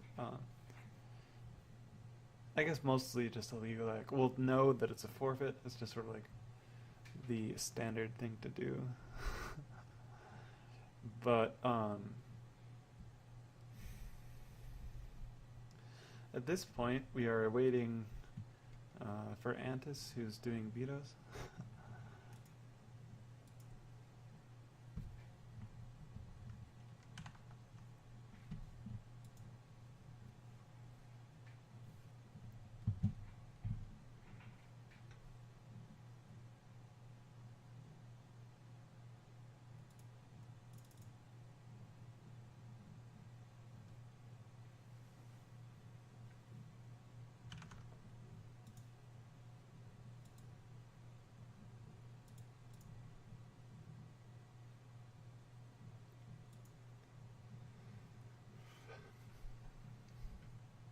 Either way, I kind of joke at this. It's not really a big deal because everybody knows what you mean no matter what you put. But you gotta be consistent at some point. I suppose that's my job. And so we're getting into the game here. And this will be... That's... yeah. Okay. This will be the first semifinals, I believe. No, the first round of 4 match. So the winner of this actually will get into the semis and automatically win themselves at least $5. So let's get ready for this epic TVZ. This is going to be a good one. Practice X is really on fire today. He's doing really well. And Antis is really just amazing at all times.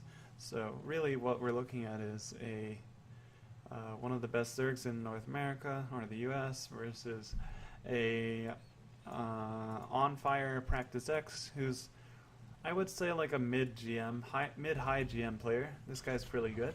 He also plays a ton of 2v2, so he knows all the strategies really well with that.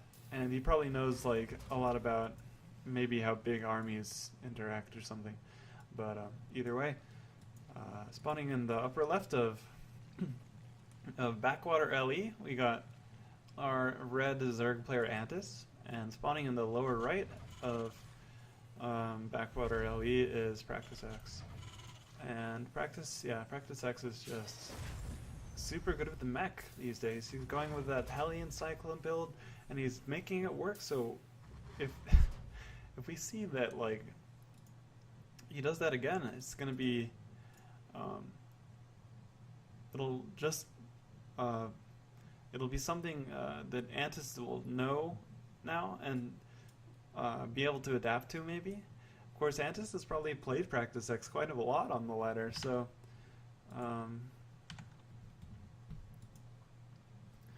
yeah, we can probably see how the two players react to it here.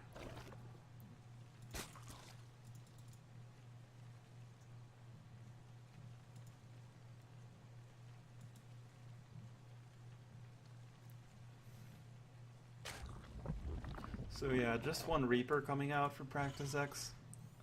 This will just be to scout. And he's also going to take a bunker on the left. Nope, he's going to take a supply depot. Supply depot wall on the main base here.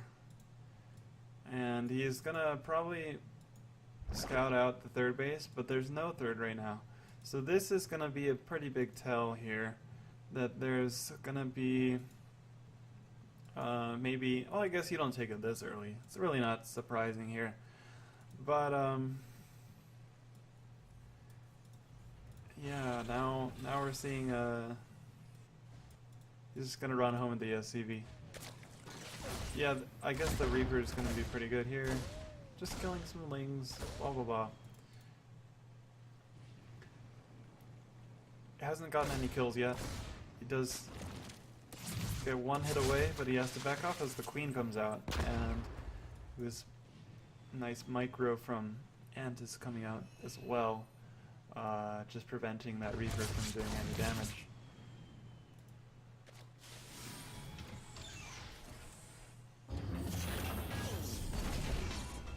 A Ghost Academy comes out, so look at this.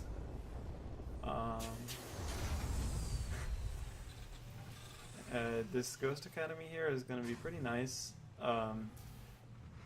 against some of these queens that Antis likes so much.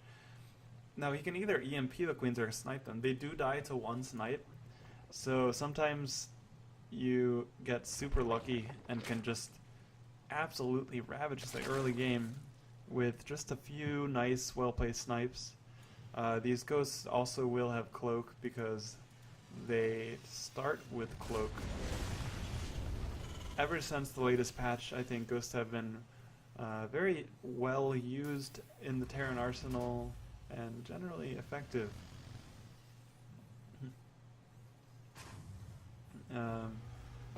We just gotta see like how effective they really are against an Antis who's frankly looking unstoppable.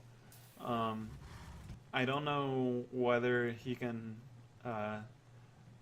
make it happen with only ghosts, or if he's going to just use these ghosts as sort of like a harass with maybe a medevac or two. But okay, now we see the armory coming down. Because there's an armory, I would say this is actually going to be a Hellbat Ghost all in. And Hellbats are super awesome units against, they're really good against like Zerglings. So we must see now what will happen. There's a freaking annoying spore crawler. It's going down. Or actually it's a creep tumor. That gets taken out immediately. The fact that there's so many roaches is going to make this tough. Ghosts are not very good against roaches because they don't kill them in one snipe. And that's because those roaches are armored, and snipes are... I think snipes are just...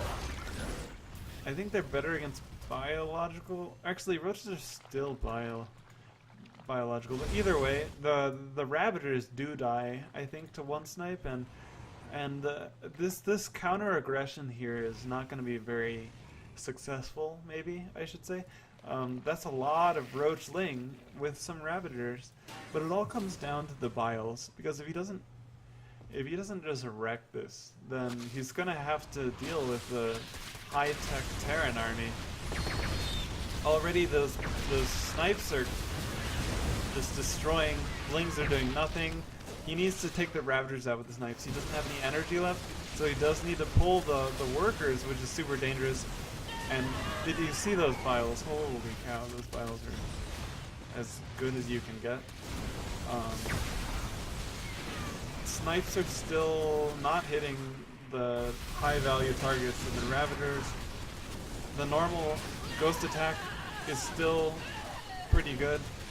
Unfortunately, his Practice X last DPS does go down here, and he's relying on SCVs to tank against an endless flood of Zerglings. But you could really see how close that was, because it was it was mostly just the micro of Practice X. Oh god, I was just removed from the Grandmaster League, but the micro of Practice X was just so close there. Because if he had just surrounded and it was so close because the Biles like hit at the very back, and if he had just like not aim or move commanded but gotten a good surround with the A move and also dodged the Biles, I actually think he would have been fine there. He just needed a little more, just a little more micro, and that game might have been his as well. So yeah, as you can see, at this point, I'm just gonna wait. Gonna cast their second game. I'm such a noob, guys. I was dropped from GM, but that does happen when you are at 5.4K on NA. Of course, I'm still in the top 200, which means I will get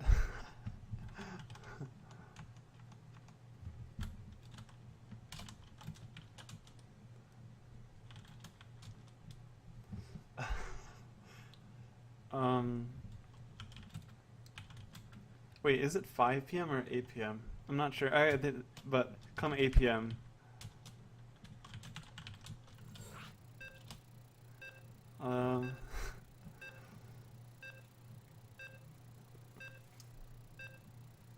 Being on yeah, it's not pleasant. Antis actually described it quite well there, I'd say. I don't enjoy being on the edge of GM because it does make it so you're never sure how much people are practicing. You don't know whether they're gonna pass you.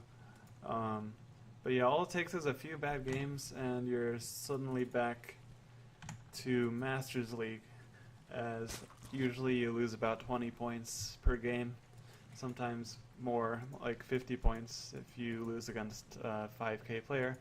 And these days I've been losing to, honestly I've been losing like a lot to Sal, or what's his actual name, or his in-game name?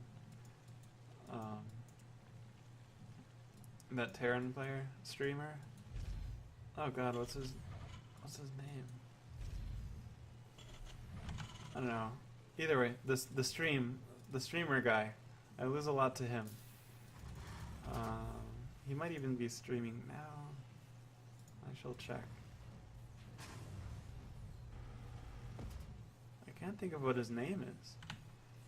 But yeah, he's really good because he makes these perfect defenses, and he always plays like a pretty consistent tank style that my Vipers never do well against. And therefore I lose like 40 points per game. And he would probably remember me if you were like, hey, Charm Quark, that dude is talking about you right now. Yeah, he's probably like, yeah, I beat him like all the time. And it's true. It's just like, he's pretty good. But yeah, let's say that if we face again, I'll be ready to deal with his tanks. But I don't know exactly how he plays, so that's the weird part there. Alright, enough talking about my ladder experiences. Let's talk about the fact that spawning in the lower left-hand corner of Black-Pink Ladder Edition is Antis. Making us... Okay, he's bringing 2 drones down to his natural. He can probably take a third base safely as there aren't any units there. Unfortunately, he's going to lose a drone. He needs to save it with an extractor right now. He does get it there. The only way Practice X could have dealt with that is if he grenaded the drone, and he didn't. So he's actually going to let it take that extractor.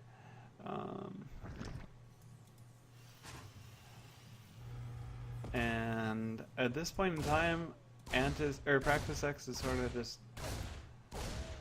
wandering around with the Reaper, he's doing a good job. He's actually preventing this third base.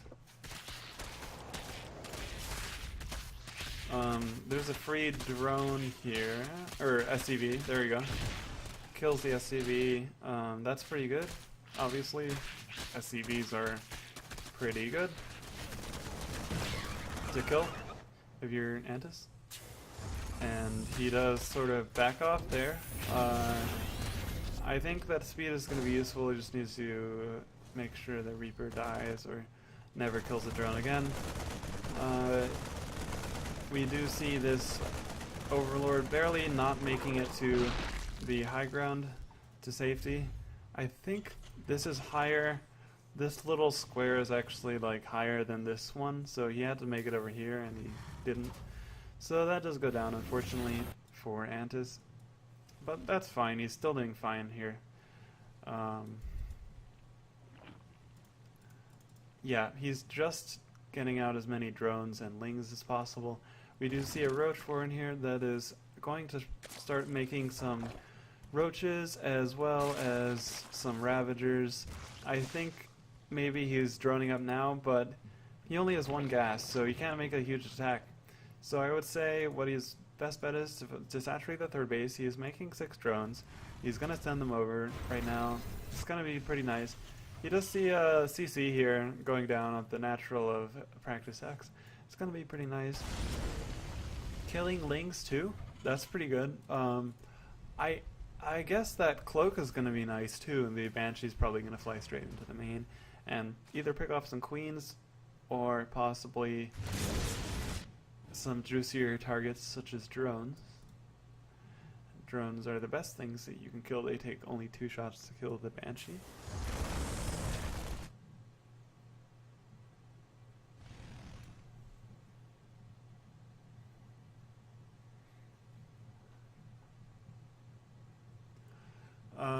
But yeah, if I was Practice X, I would take these Hellions here and try to get the damage done into the third base.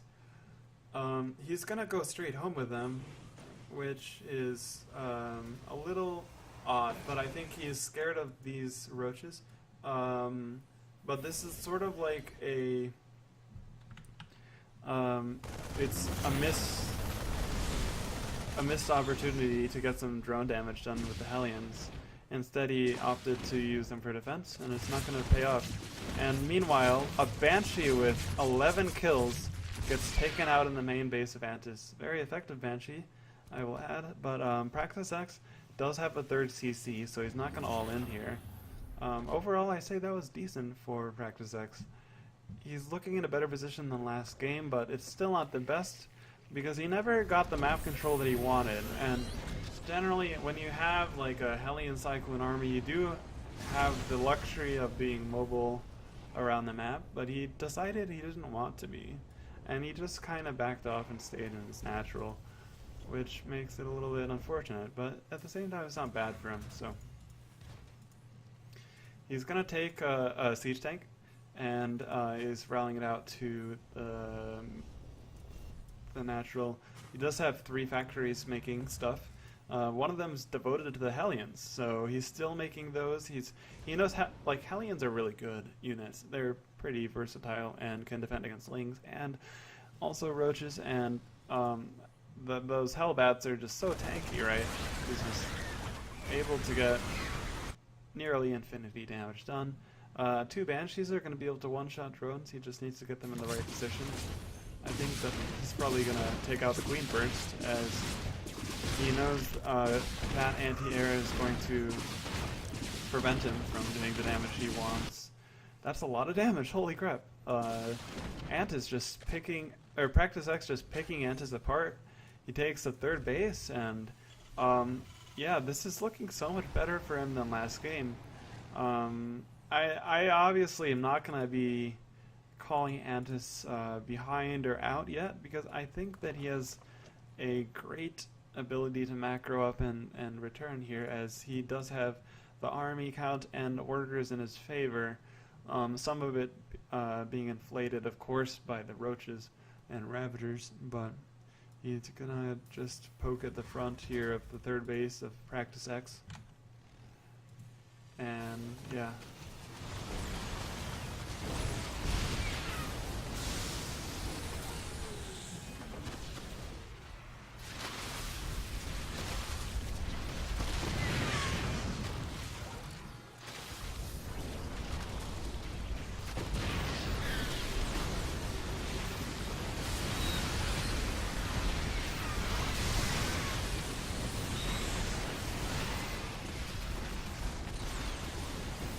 Oh my god, so you can see there's a bile there, and that actually took out a Banshee. So he does have to run away now. It was super awesome the way that he did that. I think that Antis trading with these mech units is fine, because as a Zerg you usually have more economy, you have more money, and Antis is able to even take out a siege tank on his way out. Which is really lovely, because like Antis is not even all inning. He's just poking and he's trading. And I think that's the one of the greatest skills as a Zerg. You need to know how to trade, because you're not always going to finish the game. So you need to know where you can be satisfied with in terms of damage. This attack, not nearly as good here, as it does get deflected, right?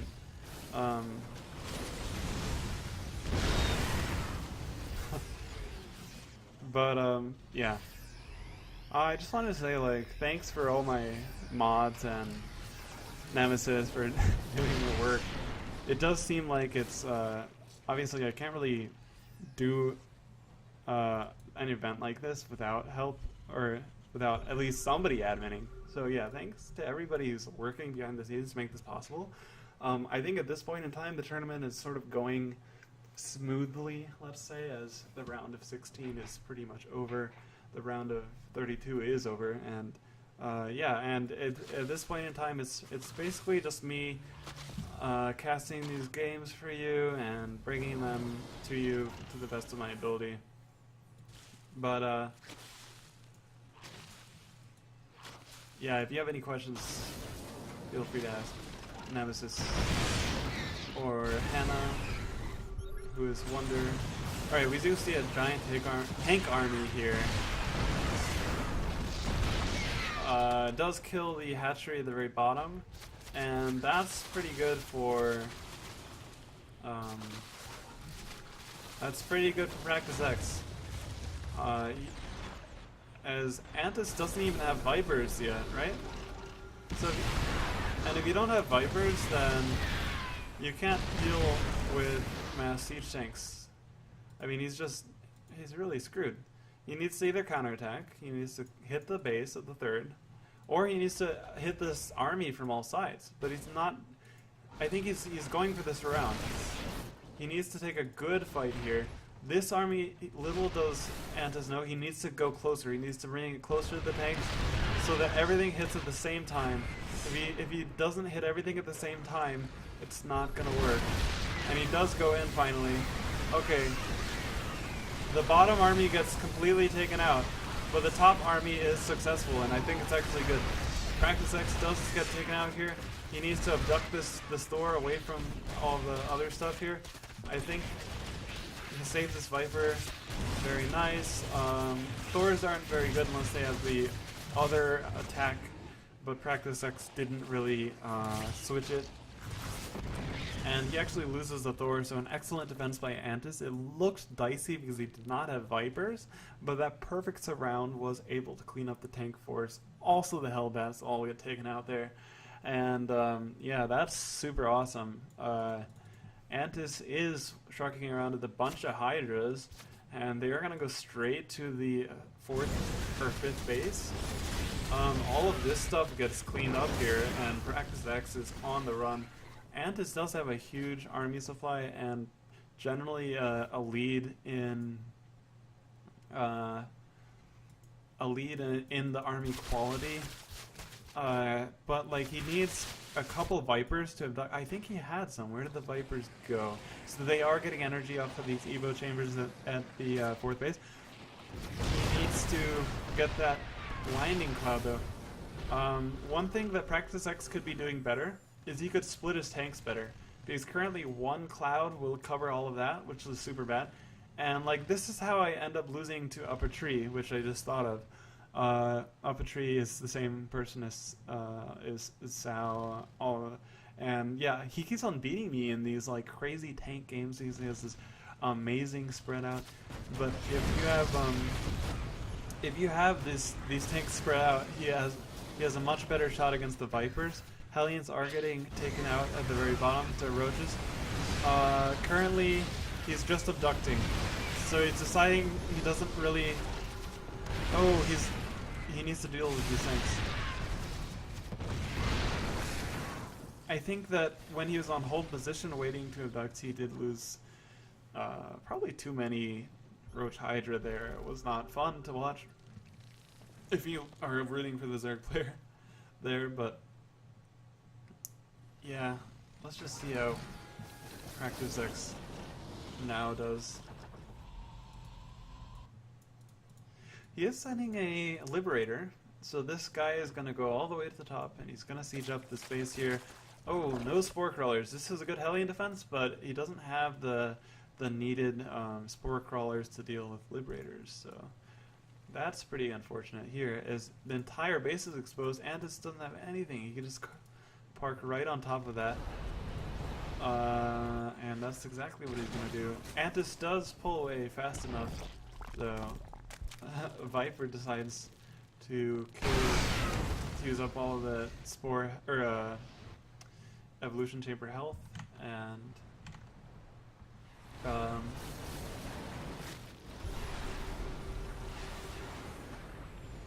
yeah, look at this huge mech army just kind of leapfrogging its way closer to the Zerg base. This is looking pretty good for Practice X, but of course, if Viper control is there, and those are excellent, those are parasitic bombs that they have actually done their work, and all of those Vikings go down. Holy cow, those Vikings are perfectly cleaned up, and a number of Broodlords still stand. The Corruptors are cleaning up the Ravens. And why can't my engagements look like this? This is looking really good from Antis here, who just takes that super awesome engagement.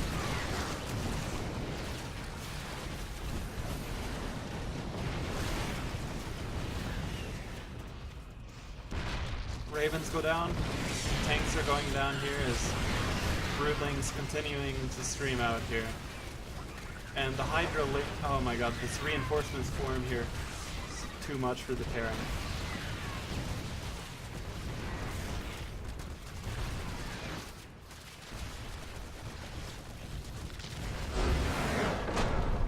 GG is called, and the 16-minute TVZ goes to Antis, who had an excellent defense against the mech, I have to say. He's looking really good right now. Antis is. I think if he keeps it up, he can really go far. It's one of the favorites for the tournament.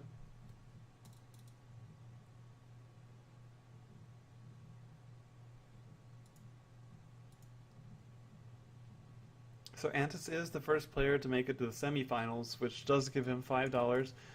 Practice X does go to the lower bracket, but he's still in the. Actually, yeah, he goes to the lower bracket, but he's still in the round of 8, so he's making at least $2.50. I should message into the sunlight at some point in time. And Jacko as well. Let's see who. That's my clan. Here we go. Platy-pro.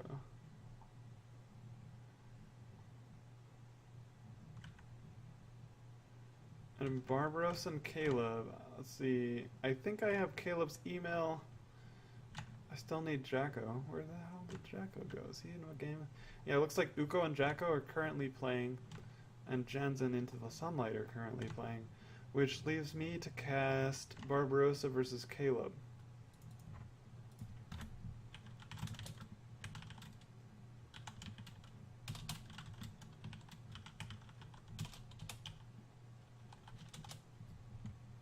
So that's cool. Okay, so Barbarossa versus Caleb.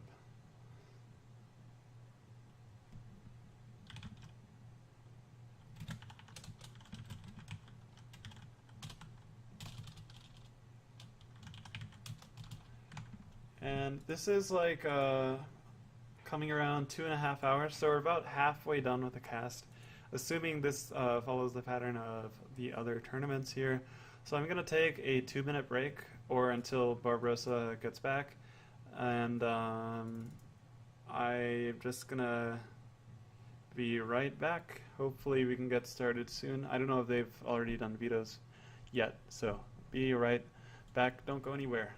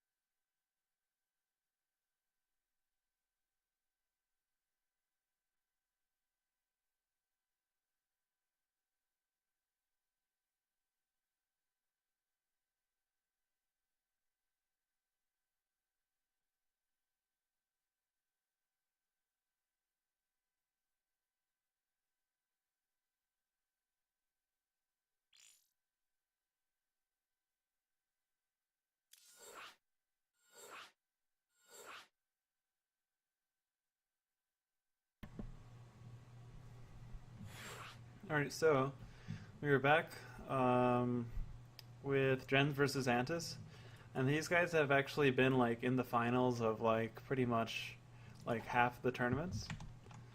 So they're like really good. Go go. And yeah, it's just like super nice to see them back. Jens especially. Antis is usually either game time or BioIce or Uko or not. Like it seems like we always got at least one Zerg there in the finals, but yeah, they're looking pretty good. Or wait, what was I gonna say? So like Jens is like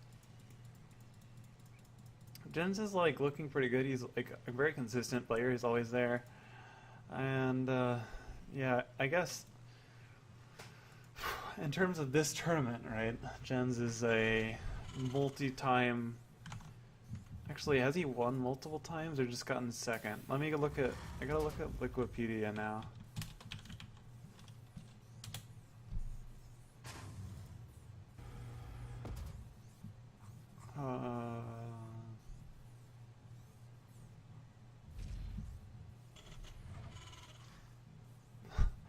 So, alright, let's look at Wikipedia. Alright, so he's won first place once and gotten second place once. And if we look at Antis, I believe, I don't remember if he's gotten, no, he's never gotten first place actually. Okay, so Antis has not actually made top 3 yet, so this is the first time that we see Antis going this far here. And this is in our semifinals. So the winner of this game gets at least $10. That's pretty exciting. They will be in the finals. So the winner of this one game goes straight to the finals. That's pretty awesome. Antis is spawning in the lower right hand corner of Catalyst LE, and he does take a fast pool. So this pool is or not a fast pool, it's a normal pool, it's a fast gas. So this is it's an indication that he's not going for a gasless fast 3 bases. He's probably going to go maybe a Zergling speed opening, pretty standard stuff. Not being as greedy as possible, just all pretty normal. But yeah, Jens on the other side, he is getting that fast low ground CC, and this is going to go up because there's no way to contest it. Reaper does miss the drone. Zerg players these days, they always send the drone out early so that they can hide it and it won't get seen by the Reaper. Antis doing just that, as Jens kites back, almost loses the Reaper, but Antis almost loses a Ling. Luckily, Reaper does get away. That would be a pretty big blunder at this point in time if Antis was to kill this Reaper, or it'd be a blunder for Jens to lose the Reaper. And Jens at this point, he just gets that factory making out Hellions 2 at a time. As we do see Starport going down for Jens. And looks pretty standard here, as we do see something happen here. Did the Reaper? No, it didn't. Okay. So Antis is, right now, if you guys don't understand what's going on, Antis is preparing for the Reaper to jump up here so that it can catch it. It's a very normal thing for Zergs to do. Jens kills a creep tumor, right? I think that's what that was. Nope. Actually, would it show as killed? Maybe it was cancelled? I'm not really sure, but I think that the creep was... Oh, maybe he just grenaded the queen that was about to make it or something, and then he threw it down later. But either way, the creep is actually getting spread, and that's going to be pretty effective, because there's 2 queens, and they both have energy, and there's creep spreading from that side. He gets an inject with the 3rd queen. I would have actually used the creep tumor to make that even more effective. But Antis is a lot better than I am. He might have just wanted the extra larva at his 3rd base. So yeah, he's definitely doing all right here. Nothing crazy is happening here. Um, Hold position Overlord getting targeted right now. Has to run away, get to the high ground. And we do see Hellion drop, 4 Hellions coming out for gens. This has the potential to do a lot of drone damage. We got to see how well gens controls this right now. Oh, one of the Hellions misses the boat, delays it just for a few seconds, and it gives Antis time to react. 2 drones go down, still good damage because there aren't any, there really aren't any other options or plans for gens. It's just, that was the idea. He got drones. He wanted to get drones, and he got drones. Gens does have 2 Hellions waiting outside here, which could go in at any time. He does have those 4 Hellions that just go in right now. These guys do get a bunch of lings, and Gens loses his Hellions at the 3rd base, but the Liberator sieges up, gets a bunch of larvae. Not too much damage done because there's a really good pull by Antis. And Antis also does have all of these roaches here. They're doing their work, killing a lot of supply depots here. So good job by Antis here. And yeah, as we can see, all of these, this bunker is just pushing back the roaches of Antis, and Antis has to run away. So this is looking pretty good for gens. However, you know, gens did lose his Liberator. He lost his medevac over here, and I think he also lost Hellions over here. So if you look at the units lost tab, it doesn't seem like it would be very good. Yeah, so yeah, gens has lost like a good 500, 600 more. Antis being in the lead in that category. Army as well, going in Antis' favor. Roaches do sort of inflate that a little bit. As you guys know, roaches cost 2 supply and only cost 25 gas and 75 minerals, which makes them quite easy to mass, and that will quickly fill up your supply. So the bio of gens getting caught off guard by the roaches of Antis. Really nice moves here, right before he got the 3rd base established. He does have some upgrades on the way as well. You can see 2 more barracks coming down and another siege tank coming out.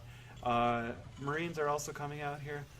These Marines have the template to go into the bunker, do even more damage, and protect themselves if they get targeted. But we do see gens, small pack of Marines, could easily stem over here. He decides not to. This is probably smart. He doesn't want to fight, obviously, head up with these roaches, but the goal is to drop them from gens. He probably could just drop here and run straight down to the 4th base of Antis and cancel it. He doesn't yet know, though. There's always a information deficit.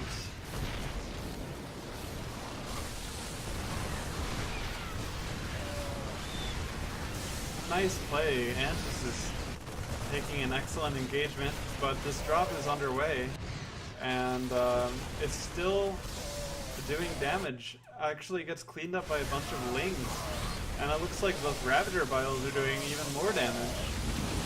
So are we witnessing gens getting taken out? I think that gens is struggling a lot. I don't know if he's dead yet. It's hard to say. I like Antis' position, but I don't really like roaches. And this army is really weak, so the stimmed bio might actually do tons more damage, but those bios also missed, but they did force him back there. He had to be aware of those, and like Antis doesn't really have a lot of good army. Yeah, he only actually does have Zerglings and Roaches, which are great against just pure Marines if he has that Baneling speed. as all of those are morphing into banelings, but it's really not a it's not a great army against this constantly upgrading bio tank force, because if there's too many tanks, what's he gonna do? Fortunately, there's only one tank for gens, but that's some nice bio. He can stick that into a bunker. He has to lift off once again as the army unloads right behind all of this. And you know what? Jens is actually cleaning up right now. He's cleaning up all the lings and banelings. The only downside is he lost all of the SCVs, but he has 3 CCs with mules. So I don't know. Actually, I kind of like his position. He's down in supply, but 2-2 upgrades are started, and he's actually down in upgrades too. So now that I think about it, Antis is doing pretty well. There's a Greater Spire too, which should do damage, as Jens has to worry about catching up in Eco right now. And there's no coming back from this drop. It has to go across the map now. There's really... I think the run by is going to do too much though. So right now we're seeing the entire natural and the entire third getting completely ransacked by Zerglings, but this is a good drop, so we can see if there's a perfect spread now. Yeah, it's not gonna matter, as at the end you could see Jens just had only 50 supply left, which is not good, so he does drop a game. And yeah, Ant is just, he's too good right now, so as I was saying earlier, it's a super strong player. But, you know, maybe we can see Jens rally it back and make something happen here, as this is only the first game, right? So, first game between these two. And, that's the wrong bracket. The wrong bracket for Nightbot.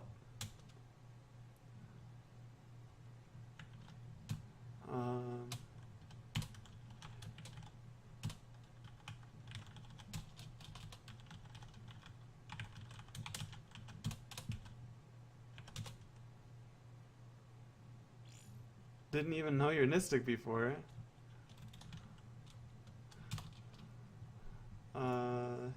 Yep, I am Nistic indeed.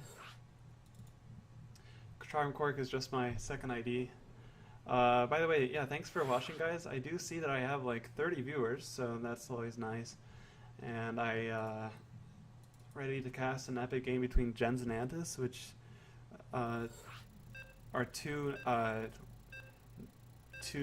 America's players, both extremely talented, making up-and-coming tournaments look awesome, really making a name for themselves here. As we see Antis taking game 1, a really well played back and forth army or back and forth game where Antis stuck on a very low tier tech with those Roach Ling Baneling. It almost felt like it was old school like 3 base Ling Roach Bane all in. But it was actually quite well played and quite back and forth, because if there's any moment where Jens could defend, I think he would have had a great shot last game.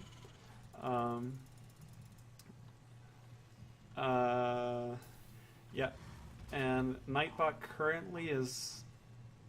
I should probably fix that. So let me just, before this game gets too exciting, I'm gonna just fix the Nightbot command. I know it's not a big deal, but we still got 2 hours left. And if anyone wants to, you know, use that, I might as well fix it for them.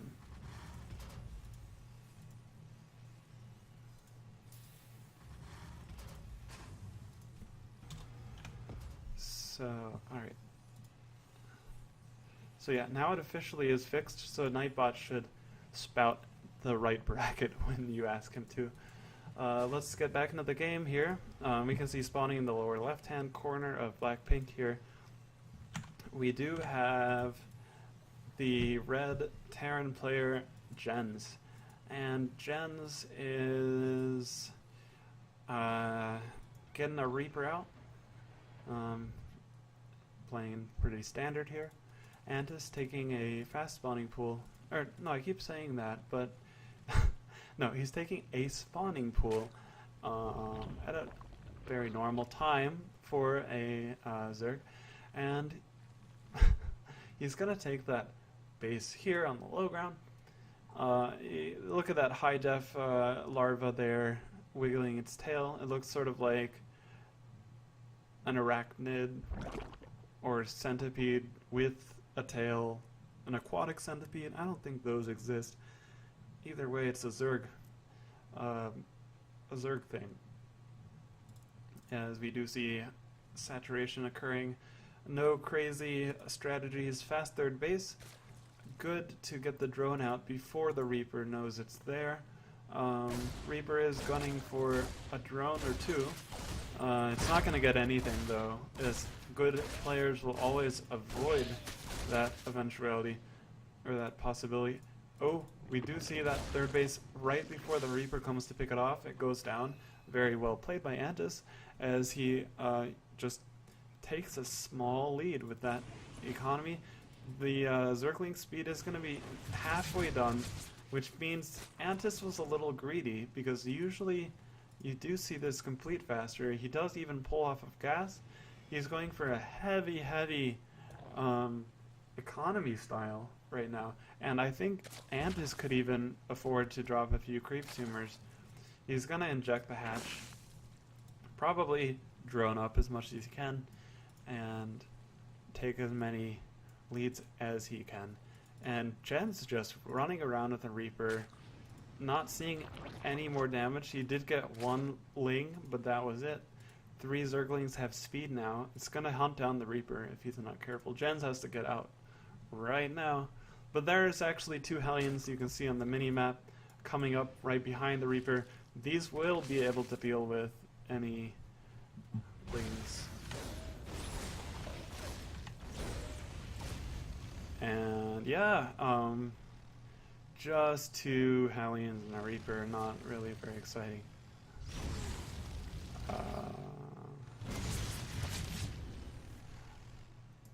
We can look at all the detail of this, what is this guy? Update Autotron? How do you change your view, I wonder? If we go, oh, is it this? Nope. Oops. I was trying to look at the other perspective, but I don't know the game heart commands. Maybe one day I'll learn them. 4 Hellions coming up to the third base of Antis, just doing as much damage as possible before they're on creep and get surrounded and die. Luckily, he didn't get any surrounded, and he is fine. And all these roaches coming out for Antis. This looks like a similar aggression to last game, because why would he be getting 5 roaches when he already has 2 out just for Hellions? I think this has to be an aggression. But remember last time we did see that poke with 6 roaches, and it didn't do too much damage. He went up to the natural of Gens, and it was well wait, was that the last game? Or is that the game before? No, last game was on Catalyst, right? So, no, that was the game we saw. It did do damage last game. It canceled things. But, what am I thinking of? Anyway, there's a different TVZ where it was deflected with those early roaches. This game is droning up, so these are just to defend Hellions. It can be nice to have these around for Hellions, as Hellions are quite good at killing drones, and roaches are quite good against killing Hellions. You always want to save your drones. That's the name of the game as Zerg. As a Zerg player, you always keep just making drones. That's your goal of the game. Once you get up to about 80 or so, some players stop at 90 or 70, but then you're basically done with droning, unless you are a crazy man and make even more. But at that point in time, you can produce a quick swarming type army and remax as soon as it dies, which is, you know, which is a whole idea. Zerg is that kind of mobile player. And look at the Hyper Flight Rotor Banshees. We can see them two-shotting Ravagers, killing off Queens, and 2 more Banshees are on the way. I didn't see this coming, I wasn't watching the production tab, but this is so cool that we see this by Gens. He's just really doing some significant damage. He can even go back and kill this Queen here. And he kills the Spore Crawler. There's no more defense here, as he does need the Overseer, but there aren't any Overseers, so all the Queens are getting 3-shotted, or 2-shotted even, as all the drones just go down straight to these Banshees here, which makes them incredibly good here. All the Roaches are even going down. I don't know, this is looking quite bad for Antis here. Way too many Banshees. 3rd base goes down. Roach goes down. Larva goes down. Drones go down. Lings get in the main base of Gens though, so that needs to be cleaned up, but it does get cleaned up here, as we do see all of those go down as well. All the Banshees now have speed, which means they're able to get out of the way out of the Hydras and Queens of Antis, which he is making 4 at a time. Of course, he could only afford to make 3 at a time. He had only has 3 bases. He just had an extra one queued up there. Oh no, he has 4 bases. Antis does have a macro hatch in the main base. He kills a bunch of Queens. All the Queens go down. He's about to lose this 3rd base, which brings him to 2 mining bases, and that would imply the economy of Antis is not looking so good. I don't know how he's going to catch up in this state. Banshee's still doing their work. I don't see this working out well at all. Mutas will be the answer, as they do chase away Banshees pretty quickly. They are faster than Banshees are. So you know, that's the good part. I guess if you're Gens here, you're happy to see Mutas, or if you're not happy to see Mutas versus Banshees. I don't think it's going to make a difference, but Turret finishes up even. So just pretty much everything's going well if you're Gens, or if you're rooting for Gens. Even the Ling's getting cleaned up by Hellbats. Antis knew that he didn't have a chance. He just kind of, more than anything, he was really scouting with those Mutas. He wasn't planning on getting a lot of work done with them, but I'm actually starving right now, so I'm gonna take a quick food break. I still will observe though, so I'm actually just gonna microwave something as soon as I get into this next game here. So yeah, that was a sweet game there, which ties up the series. We do have a tied series between Gens and Antis here. So if you're rooting for Gens, type 1 in the chat. If you're rooting for Antis, type 2 in the chat. I'm just kidding. You can do whatever you want. But yeah, I'm gonna be right back. Muting myself. And wait, I don't know. I think they already. There we go. They already decided. So.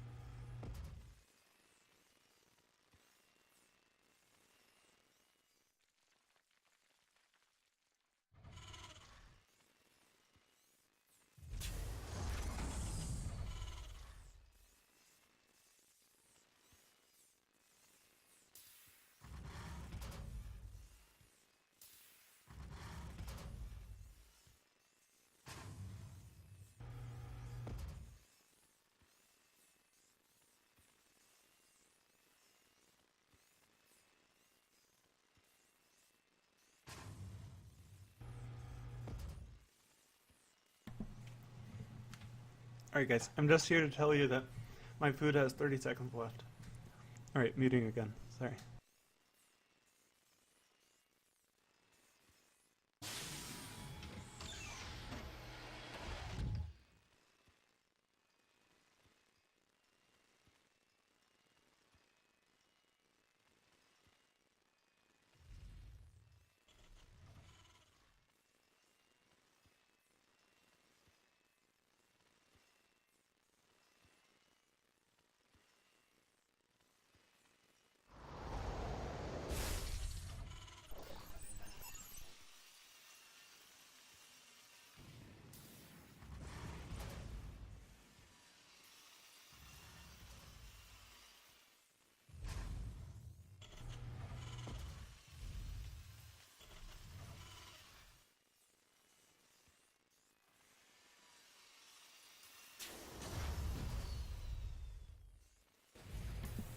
Okay, I'm back.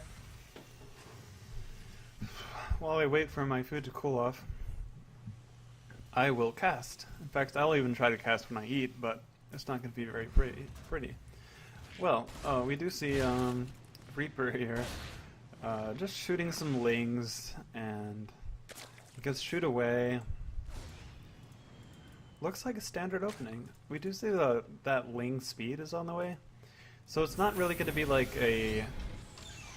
too much of a deviation from last game. It will be the fast ling speed, pulling off gas, just for map control. So it's really not going to be like an all-in or anything. Really nice to see this. Both players respecting each other a lot, I think. And I like the tech choices they go for. Last game was super exciting, seeing those Hyperflight Rotor Banshees. I know, eating is OP, I can't do anything. I can't not eat. It's 3 hours straight of casting already. But yeah, we do see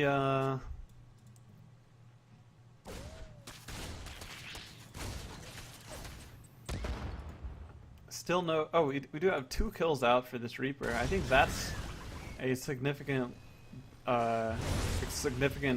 number. It's up from last game, I believe.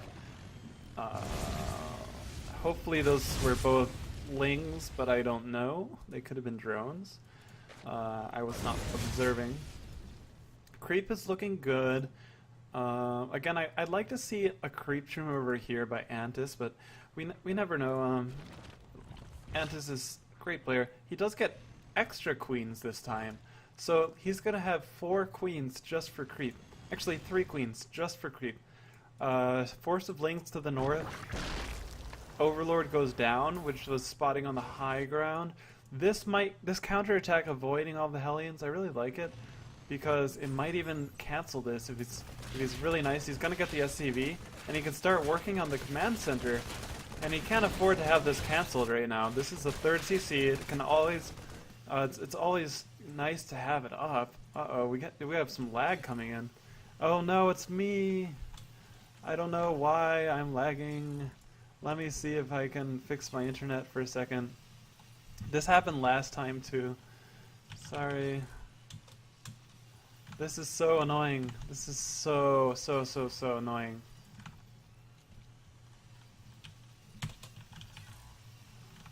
Are you serious right now?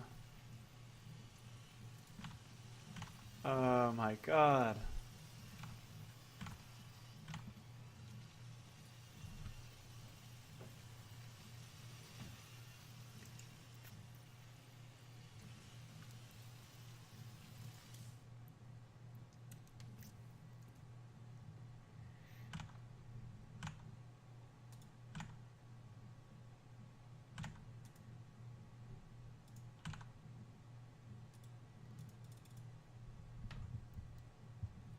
Okay, so looks like we disconnected, and I don't know what the deal with that is, but I will try to sort it out soon, and I'm just gonna let those two play it out.